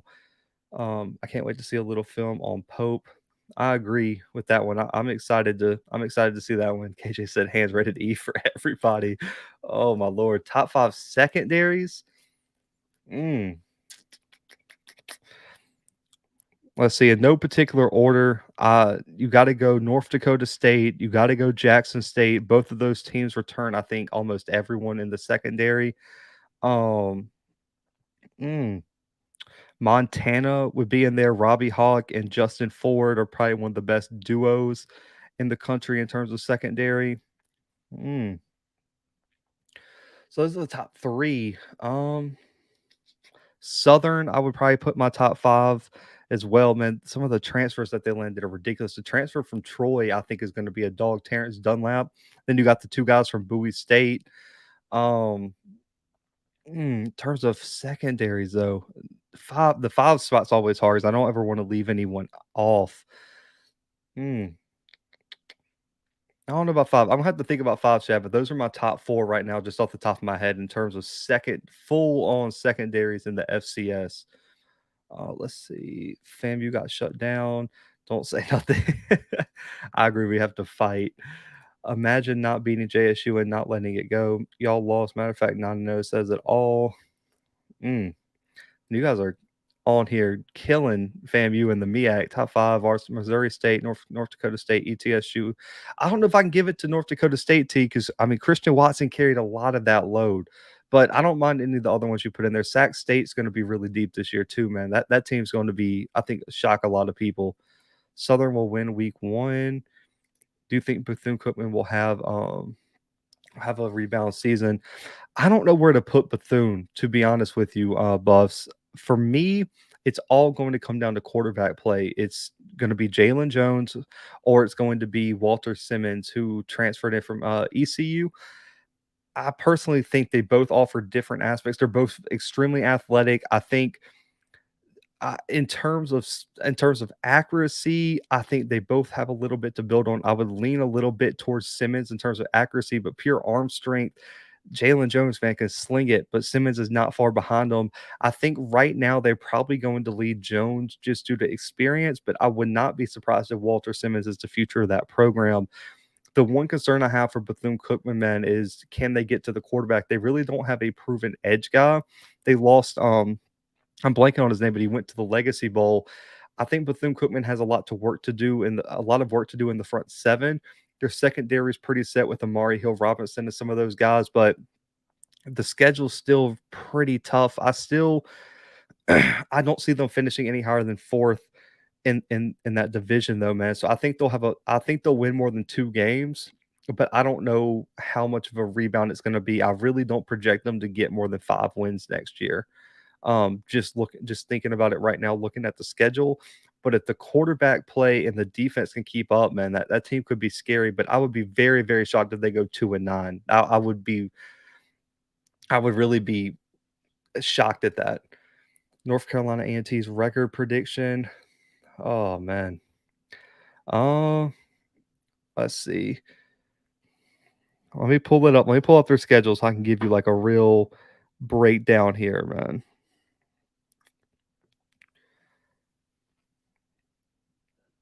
All right, we got the schedule pulled up here. So week 1, they play North Carolina Central, and I know I know North Carolina A&T fans are going to kill me for this. I have Central winning that game. I really do. I'm so high on Central. I don't. It's the quarterback. It's the returning starters. It's the coach's energy. Trey Oliver convinced me on this boat. It's a toss-up game for me. I know it's a toss-up game for me. It's 50-50 right now, but right now, I'm sorry, guys. I'm going with NCCU. They're starting 0-3. As they lose, they're not beating North Dakota State. They're not beating Duke. Let's see. They'll beat Bryant. They'll beat Edwin Waters. They'll beat Robert Morris. I think they'll beat Norfolk. They'll beat Charleston Southern. They'll beat Gardner Webb. The other two toss-up games though are South Carolina State and Campbell, man. I think y'all probably go 1-1 in those two games. So what was that? 4 losses? Let's see. 1, 2, 3, 4. So 7-4. I think 7-4 would be the mark I would put. So A&T goes 7-4 right now. And I think you could possibly switch the Central game with like the Campbell game or something like that.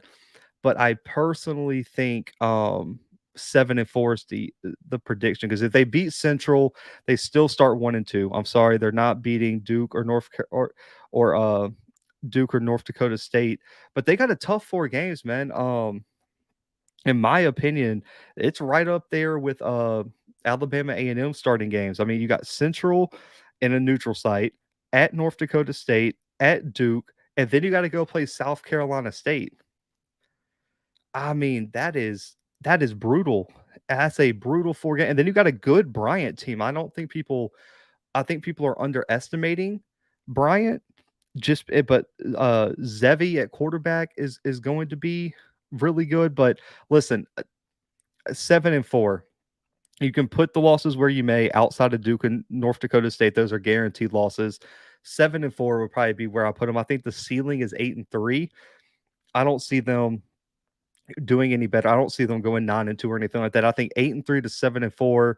The floor would be 6-5, in my opinion. But I think 7-4 is a respectable record. You can put the losses wherever you may, but I think 7-4 is probably about where I would put North Carolina A&T right now. Let's see in your opinion, who's next in conference for alignment? I think Howard to the CAA. I know people hate when I say it, but I still think Howard's going to the CAA. That's probably the next move. And then I've heard some people call for the Big South and MEAC to merge. Don't know how true it is or how logical it is, but we'll see. But Howard to the CAA's next domino to fall, in my opinion. I'm rooting for everybody in the SWAC until we play each other. Then you guys are both sides. But KJ's in here just man, she kills me, man. That's hilarious. She said I'll root for y'all, but that's it. Shad, I've already kind of dropped my predictions. So just some of the big ones for you, Shad, because I know like people probably don't care who I have winning the Pioneer or the NEC or anything, even though the NEC is going to be Sacred Heart. I think the ASUN Kennesaw State's going to win that one. I think Eastern Kentucky will give them a good run for their money. The Big South depends on what day you ask me, Shad. I think Campbell has it some days and North Carolina A&T has it others. That's going to be a 50-50 up until that game, man. So I'm going to lean A&T right now due to experience, but don't be surprised if Campbell wins the Big South. The Big Sky have Montana. I think they finally got a quarterback. Justin Forrest, the best defensive back in the FCS. And that team is loaded on the defensive side of the ball with Patrick O'Connell and some of those Alex Grubner at the defensive tackle spot. So Montana is going to take the Big Sky, in my opinion. The MVFC, I think it's 50-52, man. I won't be surprised if South Dakota State wins that conference and then North Dakota State gets revenge in the playoffs. But right now, I'm still going to lean North Dakota State for the MVFC.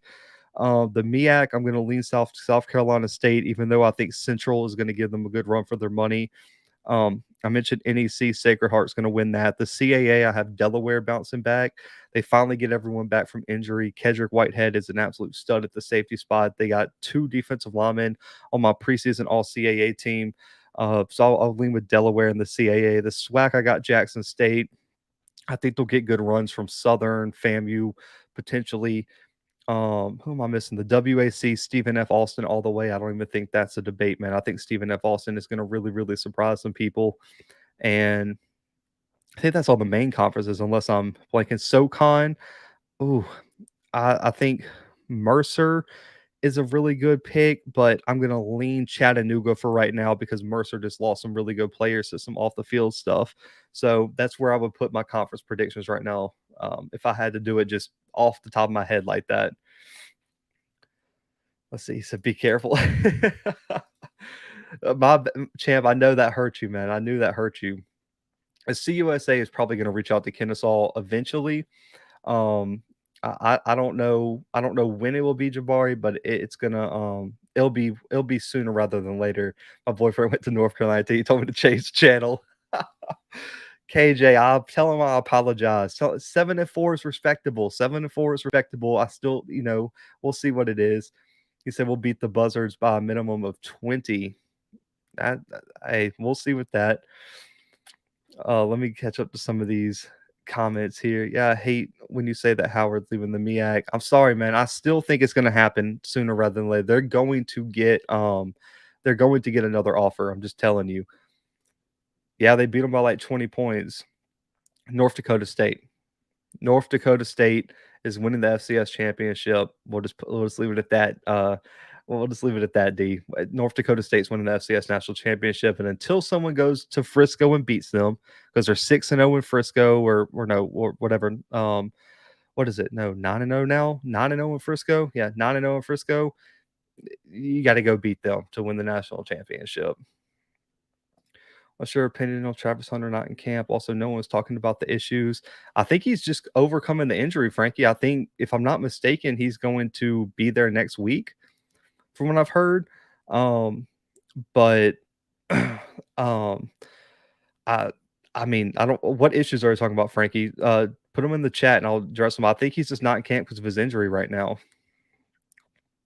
North Carolina folks, you have avenues to trash talk the Big South. Just curious, how engaged are those schools fans? Not very, D. Not very. I'll just put it like that. Campbell is gaining. A lot of Campbell fans are starting to kind of be on YouTube and doing their thing, but the other ones are mostly on other platforms. Let's see. Then why do you have the heart? If you think they'll lose against NCCU, we definitely getting Campbell, and they coming off the game with JSU the previous week. Other than NDSU and Duke, all of the tough games are on the road. If I'm currently projecting the starting five holds true, 2 seniors, 2 grad transfers, JSU will have the same O-line problem next season. That's interesting. Bryant and Campbell is at home, though. Yeah, they are at home. Listen, I still think 7-4 is respectable. I'll just put it like that. The death blow if A&T loses the first 3. Jackson State record prediction. Listen, they have so much talent, man. That they really do. They have a lot of talent, but I don't know if I just it's so hard to go undefeated, man. Like, you even look at the North Dakota State championship runs. I think they've only had an undefeated season like twice. Like, sometimes you just get caught on a bad day. I personally think they're going to get caught slipping once. I really do. I think they lose one game this year. I think I don't know. Don't remember how many games they get. So what would that be? A 10-1? I think 10-1 in the regular season, and then we'll see what happens. In terms of the SWAC championship matchups and Celebration Bowl. But I think they lose one game in the regular season. Now, where that is, I'm not sure. I still think week 2 against Tennessee State is their toughest game because they have an experienced quarterback. They have a good running back, a decent offensive line, and they have a defensive line who's going to be able to test an offensive line early in the season. And if I'm looking at how I'm evaluating Jackson State right now, is you're going to have to catch them early in the season. So, in my opinion, I think the best game, that the most likely game Jackson State gets caught slipping, is week 2 against Tennessee State. And if it's not that game, it potentially could be Southern. But in my opinion, it's going to be harder to beat Jackson State in the Vet, especially in a Boombox Classic game where that stadium's going to be 60,000 strong. That's going to be harder to go in there and win compared to Tennessee State knocking them off in a neutral site in Memphis. And so, in my opinion, I got Jackson State losing one game, and I think I would put my money that it would be Tennessee State, possibly Southern. But it's just, and that's not saying Jackson State's not a good team. It's just, man, that's so hard to go undefeated. Like, you have to play perfect every single week, man. Like, every single week and every single play. Like, if you take a single breath, man, you can get caught slipping. And so for me, I think Jackson State loses one game this year. It just right now in terms of my overall predictions for the team. But yeah, one game would be my thought. And if I had to put money on it, I would say it's going to be against Tennessee State week 2 against Eddie George. And I think that's definitely going to be an interesting matchup too, man. I'm so excited for that game. That's going to be one of my most exciting games. Let's see. NDSU is not North Dakota. It used to beat North Dakota State. Next week is in tomorrow or next week after the I think it's the week after this upcoming week, Justin, if I'm not mistaken.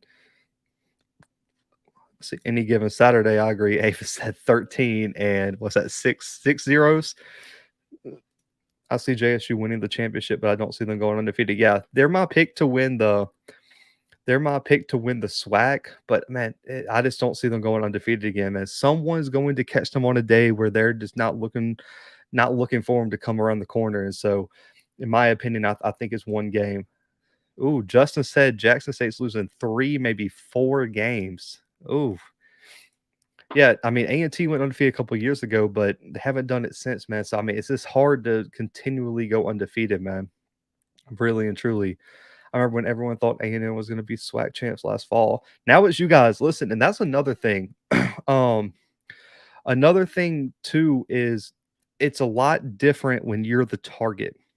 And I want to remind everyone this, like, to repeat as champions is one of the hardest things to do. Like, even if you look at some of the top dynasties across sports, repeating as champion, man, is really, really, really hard. And so that's another thing you're going up against is just the odds that you're going to go undefeated in the conference again and win a conference championship with no slip ups. It's a lot easier to be the hunter than it is to be the hunted, too. That's another big thing. That stadium will be 50-50, 60K and 30K will be SU. That's interesting. Oh, let's see. I just thought injured players work with trainers and be there with the team. I heard he had something off the field that he had to deal with, Frankie. I don't know what it is, but I won't worry about it. Listen, as long as Travis Hunter is there by next week and travels down to Miami to play FAMU, I'm not going to be worried. Not going to be worried at all. Let's see. Blue, that 60K will be 30K SU. That'll be a neutral field from a crowd perspective, always, unless they are mad at JSU. That's interesting. SU has won 8 straight in Jackson. Ooh. SU has agreed to move our home game to Jackson and still beat them at Jackson. God, man, the Southern fans are out here tonight, man. The Southern fans are out here. I'm not ruling out 1 to 2 losses, but if you think we're losing 3-4 games, listen, I don't think I personally don't think that 3-4 losses is going to be a thing for Jackson State. I have a bet with somebody from Scotty's channel that Jackson State's going to lose 5 games, guys. Me and him bet $100 that Jackson State is going to lose 5 or more games. I got Jackson State only losing 1. He said Jackson State will lose 5 or more games. So I think I'm going to be $100 richer after this season, in my opinion. But we'll see. Blue smart, man. Let's see. Justin says you guys are losing to FAM, Southern, and Campbell. That's interesting. Let's see. I want to see NDSU play Bama. I don't want to see that. Bama's winning that game by a lot. I think even North Dakota State it says that Bama's beating every FCS team to death. Let's just leave it at that, man. That's Bama. Well, why? I don't think Bama's a different animal, man. Let's see. Until JSU fires that O-line coach, they will be nothing. Wow. JSU should lose a game on purpose. I don't know about that. Larry said, "Hey, Blue, FAMU beats UNC." Nah, listen, Larry, I love FAMU, and I'll be rooting for FAMU against UNC. They're not going into Chapel Hill and pulling off that upset. If that happens, FAMU better sign Willie Simmons to a lifetime contract. They better be signing him to a lifetime contract because, listen, they got a player who was committed to Bama who flipped to UNC coming in at quarterback in Drake May. They got some really good talent. Matt Brown's been recruiting Larry. I don't see that upset happening, in my opinion. Let's see. I would think it would be more JSU supporters on here, not all these haters. Man, listen, this channel's not JSU only, man. Everyone is cool here. It's just trash talking. It's all good. No one's hating. Listen, other fans are supposed to talk trash, man. Like, it's not hating. It's just trash talk, man. This is sports. You cannot get all sensitive over some sports trash talk. That's what blows my mind sometimes. Like, stop being sensitive. It's just trash talk about sports, man. That's all it is. That is all it is. Blue is right. Repeating undefeated in conference is tough. Look at NDSU the last 2 years. Agreed. Definitely agree about that. Why worry about Travis Hunter when you have 18 wide receivers? Rude, man. You're gonna have everyone up in arms in this chat, man. Southern won 8 straight against JSU, but only leads the series by 3. Y'all needed them 8 straight. So Grambling, actually, I had someone reach out to me, send me some stuff. Let me pull up the DMs because this is the guy I trust to give me some I would say Hawkins. Okay, quarterback battle. I thought Chance Amy was listen. I thought Chance Amy was the guy, the transfer from Syracuse for Grambling. Listen, Q Hawkins. He's a transfer from junior college. Has taken the first team reps throughout the scrimmages and everything like that. So in my opinion, I personally, I'm interested to see. And Julian Chavez, the true freshman, 3-star commit, running with the twos. From what I've heard, Amy was with the third team, and I heard that the other 2 quarterbacks did not look good.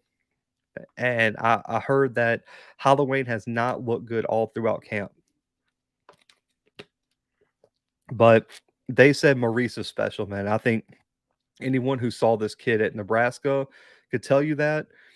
I just I don't know what to say about him. I mean, listen, I think he's going to prove everyone wrong, and apparently, Tyson Boudreaux looks legit as well at wide receiver, and Floyd Chalk and Chance Williams have also looked good at the running back spot, and Wilson at wide receiver, who I talked about earlier today, has looked like a stud, and the defense has just done their thing, man. I think Anderson and some of those new guys they brought in, I think Grambling's defense will be really good, and that's the main thing. I've heard on the Southern front, I've heard the running back room looks so deep, man. I heard they have 4 or 5 guys who they feel like they can put out there and be one of the top running backs in the SWAC. I've heard the offensive line looks good even without Jatari Carter there. And I think Dallas Black and Brian Williams have done a great job kind of being the leaders of that offensive line. And we know what the defensive line is with Dumas and Jordan Lewis. So I think everything I've heard from those 2 camps have been pretty positive, other than Halloween and some of the quarterback struggles for Grambling. But in terms of the quarterback battle for Southern, I still think the JUCO transfer is going to take that one. I just in my opinion, I think the ceiling is much higher with him than any of the other quarterbacks Southern has right now on the roster. Did you see MEAC versus MEAC game in person? No, I did not, Russell. You see what Bama did to Cincinnati, similar type of game. Bama doesn't have to do much, just run the whole game. Exactly. They average like 8 yards a carry. JSU will have one possible loss, and that's Tennessee State. JSU is never playing them again in Memphis, so everyone will get a chance to play. What's Prime's love for the O-line coach? That's just probably not the players. I mean, he has a good history. I mean, really and truly, he's done it at a high level, but we'll see. Blue Overtime just posted JSU's championship rings. So I'll take a look at that too.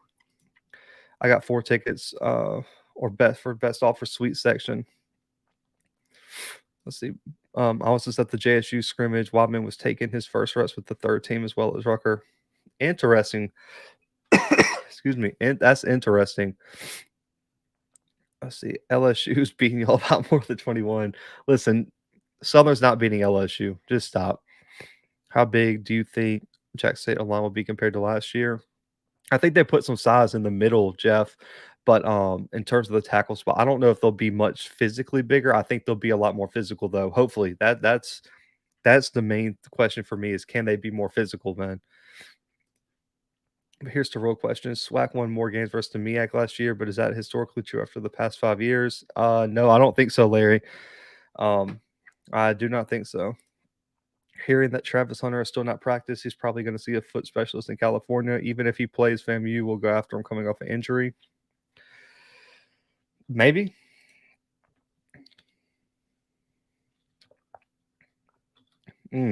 Aaron out here dropping it, lose a game on purpose for the playoffs. Not happening. If they do lose a game, like the thing though is, even if they lose, if they beat FAMU, like let's say FAMU's the number 2 team in that other division, as long as they beat FAMU, they have a 2-game lead because they hold the tiebreaker. So they would need. So if Jackson State beats FAMU, and they're the second place team, even if they lose a cross division game, they still hold the tiebreaker over FAMU. So Jackson State would have to lose twice to get to the playoffs. He said, just because someone doesn't agree with the prediction, don't mean they're hating. Exactly. Well, we'll go with that. Let's see. I don't think LSU will be the LSU of old. I still think LSU will finish last in the SEC West. That would be interesting. Y'all really putting on JSU. Listen, I'll say this, Be Fresh. He gets a pass for last year. If Jackson State's O-line is not better this year, he gets no pass. He's got to go. Like, you cannot keep your job after 2 bad seasons. So I think he's fighting for his job right now, in my opinion. All the spam in here too. Let's see. Even if they weren't the LSU of old. Oh man. Listen, I don't care what LSU is, man. I just don't see Southern winning that game. Just stop. It's not going to happen, and we'll see. FAMU is a must-win situation this fall. It's a win or bust for the Snakes. Now that's going to be interesting. So if FAMU loses that game, they start 0-2, and I don't think you hold. In my opinion, I don't think you hold the North Carolina loss against FAMU at all. I mean, I don't think Jackson State's beating North Carolina either, or whoever. But in my opinion, I think if they lose that game, and I just don't know where you go from that. You know what I mean? I Their schedule's difficult. They got Alabama A&M, I think, week 4. They still got a road trip to South Carolina State. It's like, man, like if that Jackson State loss, at that point, you're just trying to fight for an at-large bid at that point. And you got to the playoffs last year, and you got smacked. We'll put it nicely, because I don't care what people say. FAMU didn't even put up a score until Southeastern Louisiana put their starters on the bench. If they kept their starters out there for the whole game, they probably shut out FAMU. And that defense, before the game, everyone was talking about how trash that defense was, and they damn near shut out FAMU. So you got that to be worried about. I just think FAMU, man, it really and truly is as close to a must-win situation as you have. Really and truly. We really had gummy bears on O-line. They whooped everyone this fact. They'll see the difference in 3 weeks. Fair enough. Oh man, y'all are going in on FAMU. Is McKay better than Jeremy? Okay, McKay, in my opinion, is the better game manager, Larry, where he's probably not going to turn the ball over much, but he's not going to offer you supreme upside. I think Musa might take more chances, but offers a higher upside for your offense than McKay does. But we haven't heard much from the QB battle. I still think McKay probably takes the first snaps for FAMU, but I think by the end of the season, you're going to see kind of Musa move into that role. But I do think Musa has the higher upside of the 2 quarterbacks. Not giving you that right now, Shad. I'm going to do a full blown like actual breakdown of the game with my score prediction week 1. So I'm not going to hold myself to a score right this second. If Tennessee State gets handled by Eastern Washington, yes. Listen, I mean, this is coming from me. Like, Eastern Washington is a good team. I don't know. I know a lot of people in the chat right now are SWAC fans, so they probably didn't watch our Big Sky preview with Chris Hammond from FCS Fan Nation Radio. Eastern Washington, they lost Eric Barrier. They lost their number 1 receiver, but their defense is returning a lot of talent. and they got a really good secondary. Their D line is really, really positive. I mean, has developed into a really strong point of that defense. And Eastern Washington is not going to be a pushover. They're a top 15 team for a reason. In my opinion, right now, Tennessee State can compete and win that game on the road. And they've only lost like a handful of games at home on the red turf. I think Tennessee State can go up there and win that game. But if they go up there and Eastern Washington beats them by 10 plus, 20 plus, man, that's going to look really bad. And if I'll just say this, if you're a Jackson State fan watching this, you don't want that to happen. You do not want to see Eastern Washington blow out Tennessee State, because what's going to happen if that happens is then when Tennessee State comes to Memphis to play Jackson State, no one's going to care, because they're going to say, "Oh, they just got blown out by Eastern Washington. Why would you think Jackson State, who is right ranked with Eastern Washington, was going to be any different?" And so when Jackson State gets that win, they're not going to get as much credit as if Tennessee State comes in there 1-0, receiving top 25 votes. So if you're a Jackson State fan looking for respect, looking for the perception of the SWAC to increase, you need Tennessee State to look good against Eastern Washington and win that game. So I just want to say that yes, it will change things, Shad. This is all preseason predictions. Week 1, week 2, we're going to be figuring out a lot about these teams. If you're a Jackson State fan, the worst possible thing for Jackson State and the strength of schedule is for Tennessee State to go get waxed by Eastern Washington with a brand new quarterback. That is the worst case scenario for Tennessee State.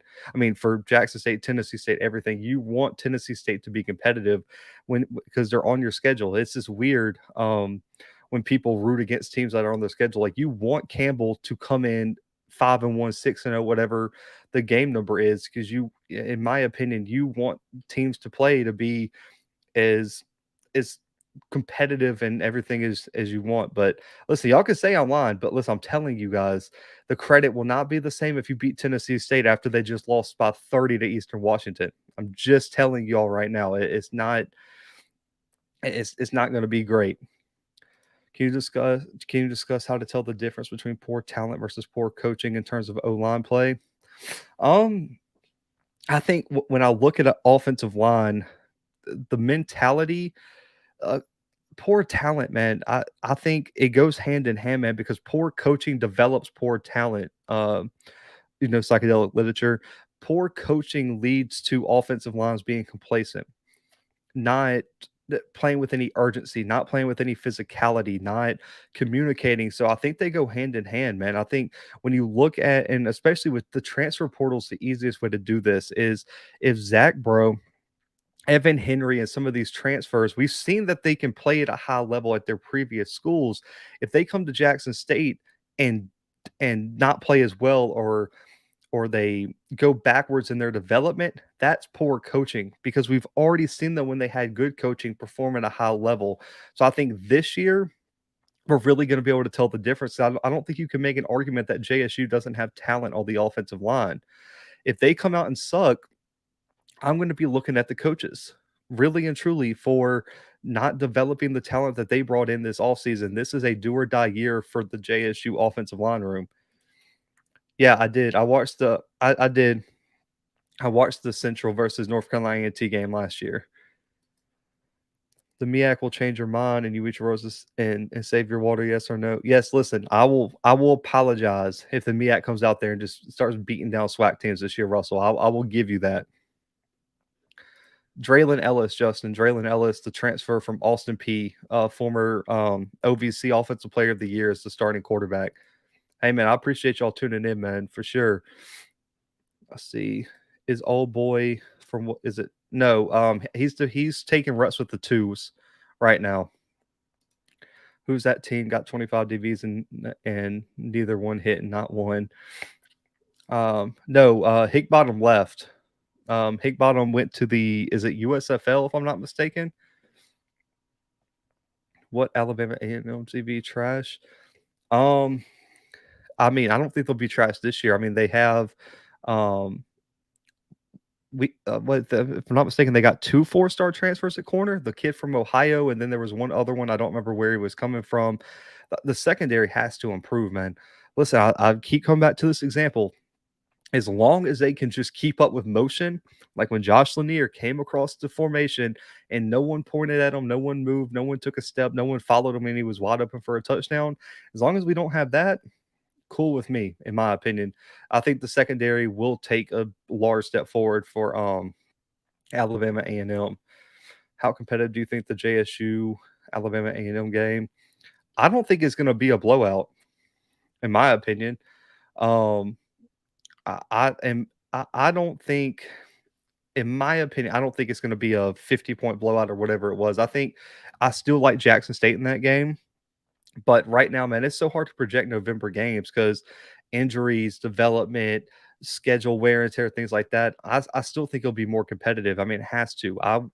It's not going to be 60 something to 15 next year, Shed. I still think it will be much more competitive than last year. And bad for HBCU football overall. You want TSU and North Carolina A&T to be highly competitive on the road. Marco said it equates to a blowout. Oh my lord! I think Southern matches well with LSU skill players and DBs. It's the trenches and depth of FBS teams that give HBCU problems. We're gonna blow out FAM. We're gonna blow out Tennessee State. We're gonna blow out Graham. We're gonna silence the SWAC group. That's the thing. Blue JSU coaches are not proven. They're still learning their craft. If the footwork isn't right on the O line, that'll be my first thing on facts. If they can't even a simple zone blocking scheme, if they can't do that, I don't want to hear it, man. That's horrible. Let's see. I did, man. As every single other person in the media outside, I think Scotty picked Jackson State to win that game. I listen. I still say if you look at the roster, Jackson State should have won that game, and just off of pure talent, they just went out there and didn't play well. They weren't focused and all that. And South Carolina State was the better team that day. But I don't think going into that game, many people were super confident in what South Carolina State did. But Buddy Pugh and that coaching staff outcoached Jackson State, and they played harder and they took it to Jackson State, and Jackson State made a lot of crucial mistakes that really cost them that game. So, listen, I'll hold my L's, but listen, Roby, I have a 66 or 67% correct picks over the 5 years of the podcast, man. I've had some L's, but I've had a lot more W's in my picks, man. So I'll take the L on that one. I did pick Jackson State over South Carolina State. Me being a juke, are we going to win? The football team has different objectives. They just have to at least score twice, and Luke has to kick a 35-plus yard field goal. Hey, fair enough, man. Texas Southern versus FAMU SWAC championship. The internet would break, Khalil. I'll just say that. The internet will break. If we suck, I want the O-line coach fired by morning. That's fair. I thought he was gonna. I thought in my opinion, I thought he was gonna be fired last year after the Celebration Bowl after that performance, but we'll see. Quincy Casey right now, man. I think Quincy Casey is the leader in the clubhouse, man. I think he's right now, especially after the transfer of the kid from Miami. It should be Quincy Casey, but I know they are rotating. I talked to the QB coach recently. They're rotating players, but I still think Quincy Casey is the odds-on favorite to take those week one snaps. Yeah, I said also Scotty picked South Carolina State. I was impressed with that, but listen, I'm not gonna hold. It's fine. I'll hold the L for picking Jackson State, man. I was confident in that one, but we'll see. We'll see. I hope they meet up again, man. That would be a great Celebration Bowl part two, in my opinion. Second half for sure. With the Magic City the night before, they were with Lou Williams, man. Let's see. We ran the SWAC with the subpar O line, brand new team from spring to fall. We didn't have our head coach for 5 games. Switched OC 3 times. Still beat all the. Oh man, the fact that Simi didn't make it in the best 11 last year knows that the competition is fierce, and that's good. I agree. Competition is great on the offensive line. I agree about JSU's online coach. He needs to produce this year. Cedric Dunbar is Bowling Green. James Reddick's at McNeese State. Caleb Graham is now at Jacksonville State. That's true. Let's see. It's a talking shit blue 6-7% win percentage is excellent. Hey man, I appreciate it. What's your opinion on the HBCU players during NFL preseason? I think they've been playing well. I think, man, HBCU players, FCS players in general, man, have been balling out. I think James Houston has been doing an excellent job. He's been receiving a lot of headlines over at the Detroit Lions camp. Jatari Carter was running with the ones in that first preseason game. I believe he's listed second on the depth chart. Marquise Bell's been doing his thing. Listen, I know he's not a SWAC or MEAC player. Shamar Bridges, man, for the Ravens, there's a chance he could start at wide receiver, man. He went crazy in that first game. And just to, y'all know I love analytics and everything. He was Shamar Bridges was from Fort Valley State, was the highest graded offensive player from week 1 in the preseason. Just a little fact for you guys. Balled out, man. Thoughts on Dumas and Jordan Lewis from Southern? Dumas, best defensive tackle in the SWAC, no question. And Jordan Lewis has some work to do to rebound from last year. I think the injuries kind of overshadowed his good production when he was on the field. But now with Dumas, him, Trey Langan, those guys on the D-line, Jacktown, I need to see Jordan Lewis have another year like he did in the spring. We meet again in the Celebration Bowl. We give it on 50 if they make it.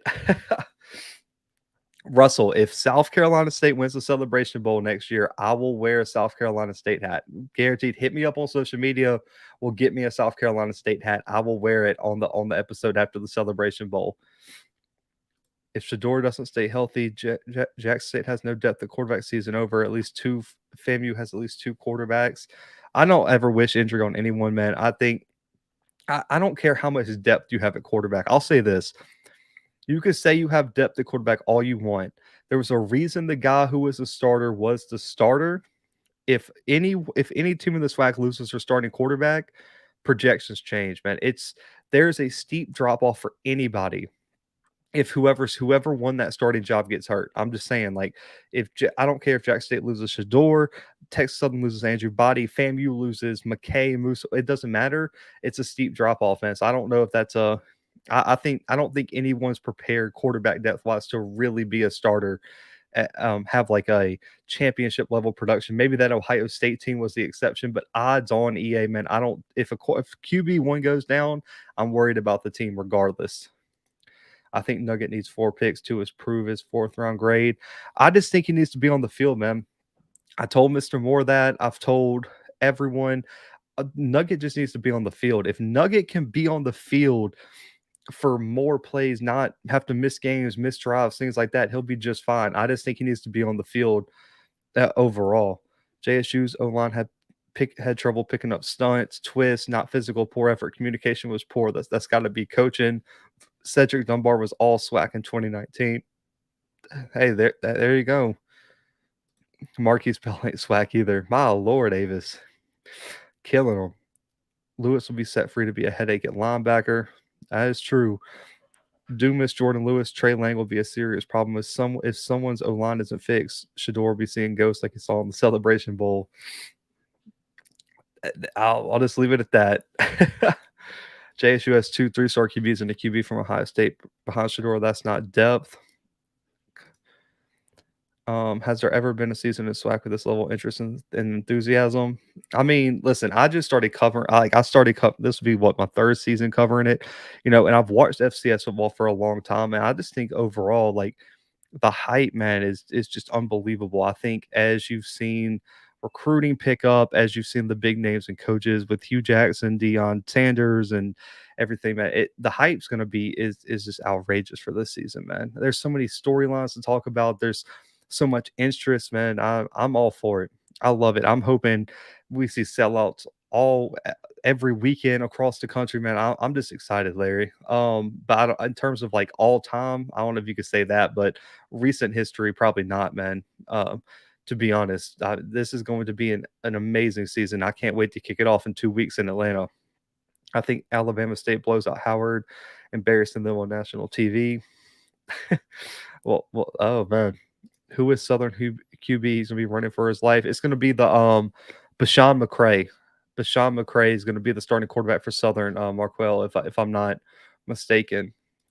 Nugget needs 1 more year, in my opinion. I think this is his last year of eligibility, though. Someone correct me if I'm wrong, but I believe it's the last year of eligibility for Nugget. Let's see.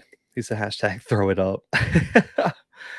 True. Hey, man, I just appreciate y'all tuning in for sure. Hey, listen, like the stream, subscribe, everything like that, man.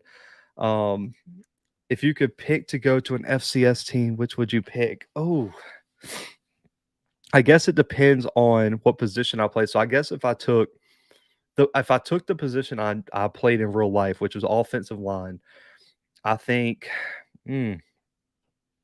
Oh man, I would have to pick like one of the Midwest schools, man. Like if I'm an offensive lineman, I want to go somewhere that has a history of producing offensive linemen, man. And really and truly, I would probably pick, as much as I kind of hate the cold, I really do hate the cold. Oh man, that'd be a real deterrent, I would say. I would say I'd probably pick one of the MVFC schools, man, like a South Dakota State, North Dakota State. But really and truly, man, I grew up like so I'll give y'all some of my FCS background. I got into FCS football because I was a Jacksonville State fan. That was my team that I really rode for. That was like my fan favorite FCS team. Now, this is their last year in the FCS, but I loved them because all the former guys from the state of Alabama played there that were big high school players. When the transfer portal kind of started to get going, all the Auburn and Alabama players and SEC players would transfer to Jacksonville State, and they were raw when I was growing up too. So I would, a soft part of my heart, if Jacksonville State was staying in the FCS, man, I'd probably pick Jacksonville State too, man. I was a big Jacksonville State fan, and they had some really good offensive lines when I was growing up, man. But if I just got to play like any position, man, I don't know. But I'll go with the but offensive line. I'd say probably one of the Dakota schools or Jacksonville State would be my pick. Um, what's Julie's record versus JSU Alcorn Mississippi Valley? Um, I'd say probably 2-1 count or a like historic record. I don't know, but like this season, I'd say probably 2-1 right now. You see, Var, I'm also like I was born in 1996 just to kind of age myself. So like, the 90s, I didn't really get a lot of football in my 90s, live. I got to do a lot of research and history myself, but being born in 96, I didn't get to experience much hype in the 90s. Top 5 D lines in HBCU. Um, let's see. Top 5 D lines, no particular order, Shaq, because I know people are going to hold me to it, and this is just off my head. Top 5 D lines: Tennessee State, Jackson State, Southern, FAMU. Mm. Now this is tough. Now once we get here, this is kind of tough. Mm. Feel like I'm forgetting somebody. Grambling. I'll put Grambling at the last spot there. So that'd be my 5. So Grambling, Southern, FAMU, Tennessee State, Jackson State, man. That'd be my top 5 lines. Appreciate you, man. Definitely appreciate y'all tuning in. Top 3 defenses in HBCU for my total. Mm. Um, top 5 full defenses. I'm putting God dog, man. Fam, Southern, Jackson State, honorable mention, Tennessee State would be my 3 plus like an honorable mention, Chad. Come on, it's still MEAC over SWAC with 6 teams. Howard beats Alabama State in the MEAC SWAC challenge. Man, the MEAC fans are in here letting y'all know. Being from Mississippi and living in Illinois, you don't want. Listen, I lived in northern Kansas for 4 years. Like, trust me, I got the winter. Like, I remember my first year living up in Kansas, it was -30. Like, we got an alert on our phone that said, do not be outside uncovered for more than like 20 minutes. Like, exposed skin would start developing frostbite. So wind chill was like -40, man. Like, I'm good. I am fine on that. I don't need any bit of that in my life anymore. That's why Mobile is um much better for me. It looks like Coach Prime prefers to reassign coaches rather than fire them. Top, my lord, Shad. Um, man, okay, I'm gonna do this off the top of my head real quick, Shad. But after this, listen, just DM me the list you want to see, and I'll do like full breakdowns for the website or something, man. Because you are putting this knowledge to the test here. Top 10 full defenses. Jesus Christ. North Dakota State, Jackson State, FAMU, um, Montana, Montana State. Oh my lord, this is gonna be tough. I think Delaware is gonna be really high up there. I think Villanova could slide in there. Sac State is going to be in that conversation as well. I think that's 8. Tennessee State potentially could be in there. Um, mm, Jesus, man, this is tough to think all off the top of my head. Holy Cross potentially could have a top 10 defense too, so I'll put them in there as well. Let's see. JSU fans just now starting to pay attention. Yeah, Paris, listen, man, I'm not that old, man. People age me a lot older than I am, man. Hey, sitting here, what, the 25, so definitely younger than expected. Let's see, last if you ask me which team you go for in the NFL, JSU or South Carolina State. So I mean, South Carolina State has a history recently, man. I'll say that. Blue know what's up. TSU is coming. I'm excited for Tennessee State, man. Put me on the bandwagon. I'm carrying the Tennessee State flag. I'm excited to see that one. Man, the humidity down here is different. It always sweating down here, man. I'm telling you. Attendance will not pick up through the HBCU. Only JSU, SU, FAMU attendance more likely to increase significantly. That's fair. I mean, listen, we got to get some of these off-campus stadiums on campus, man. Tennessee State, Texas Southern, man, get on campus and stop making people travel to your games. Houston dominated in the fourth quarter versus SU. SU fans have selective memory. Norfolk State is my sleeper. I live in Virginia. They were close last year. That's a team I can't place, man. Part of me wants to say Norfolk State finishes like fourth in the MEAC, but they're at the same time with JJ Davis at the running back spot with that secondary with Toller and Brandon Savage. Man, they're a team that I think has a very high ceiling, but also a very low floor. But I need to see what they're going to do at the quarterback spot. Jalen Adams comes in from the Citadel. I want to see what he does in terms of developing as a true passer, because they're not going to be running the triple option like he was doing at the Citadel. But Norfolk is a team that I have major question marks about right now. I'm surprised you didn't mention South Carolina State's up there too, man. Listen, like I said, this is all off the top of my head. I know I was forgetting people, so I'll do like a full breakdown on the website or make a video or something like that. Do you think the CAA is grabbing all of these teams because of the conference office things, like Delaware, Maine, Vermont may leave? I just think they kind of.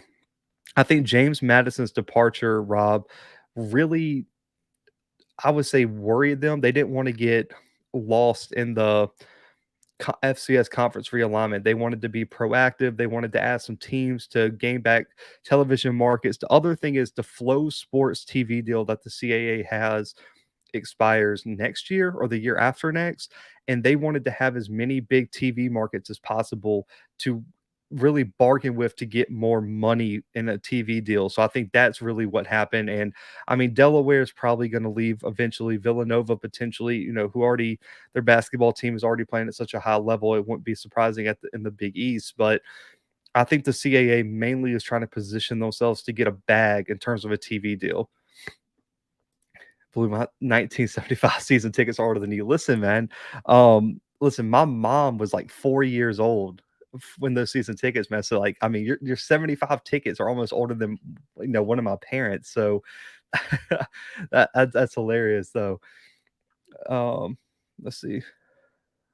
So we scared because Southern fans are mad. Oh man, hey, no, I appreciate y'all support, man, for sure.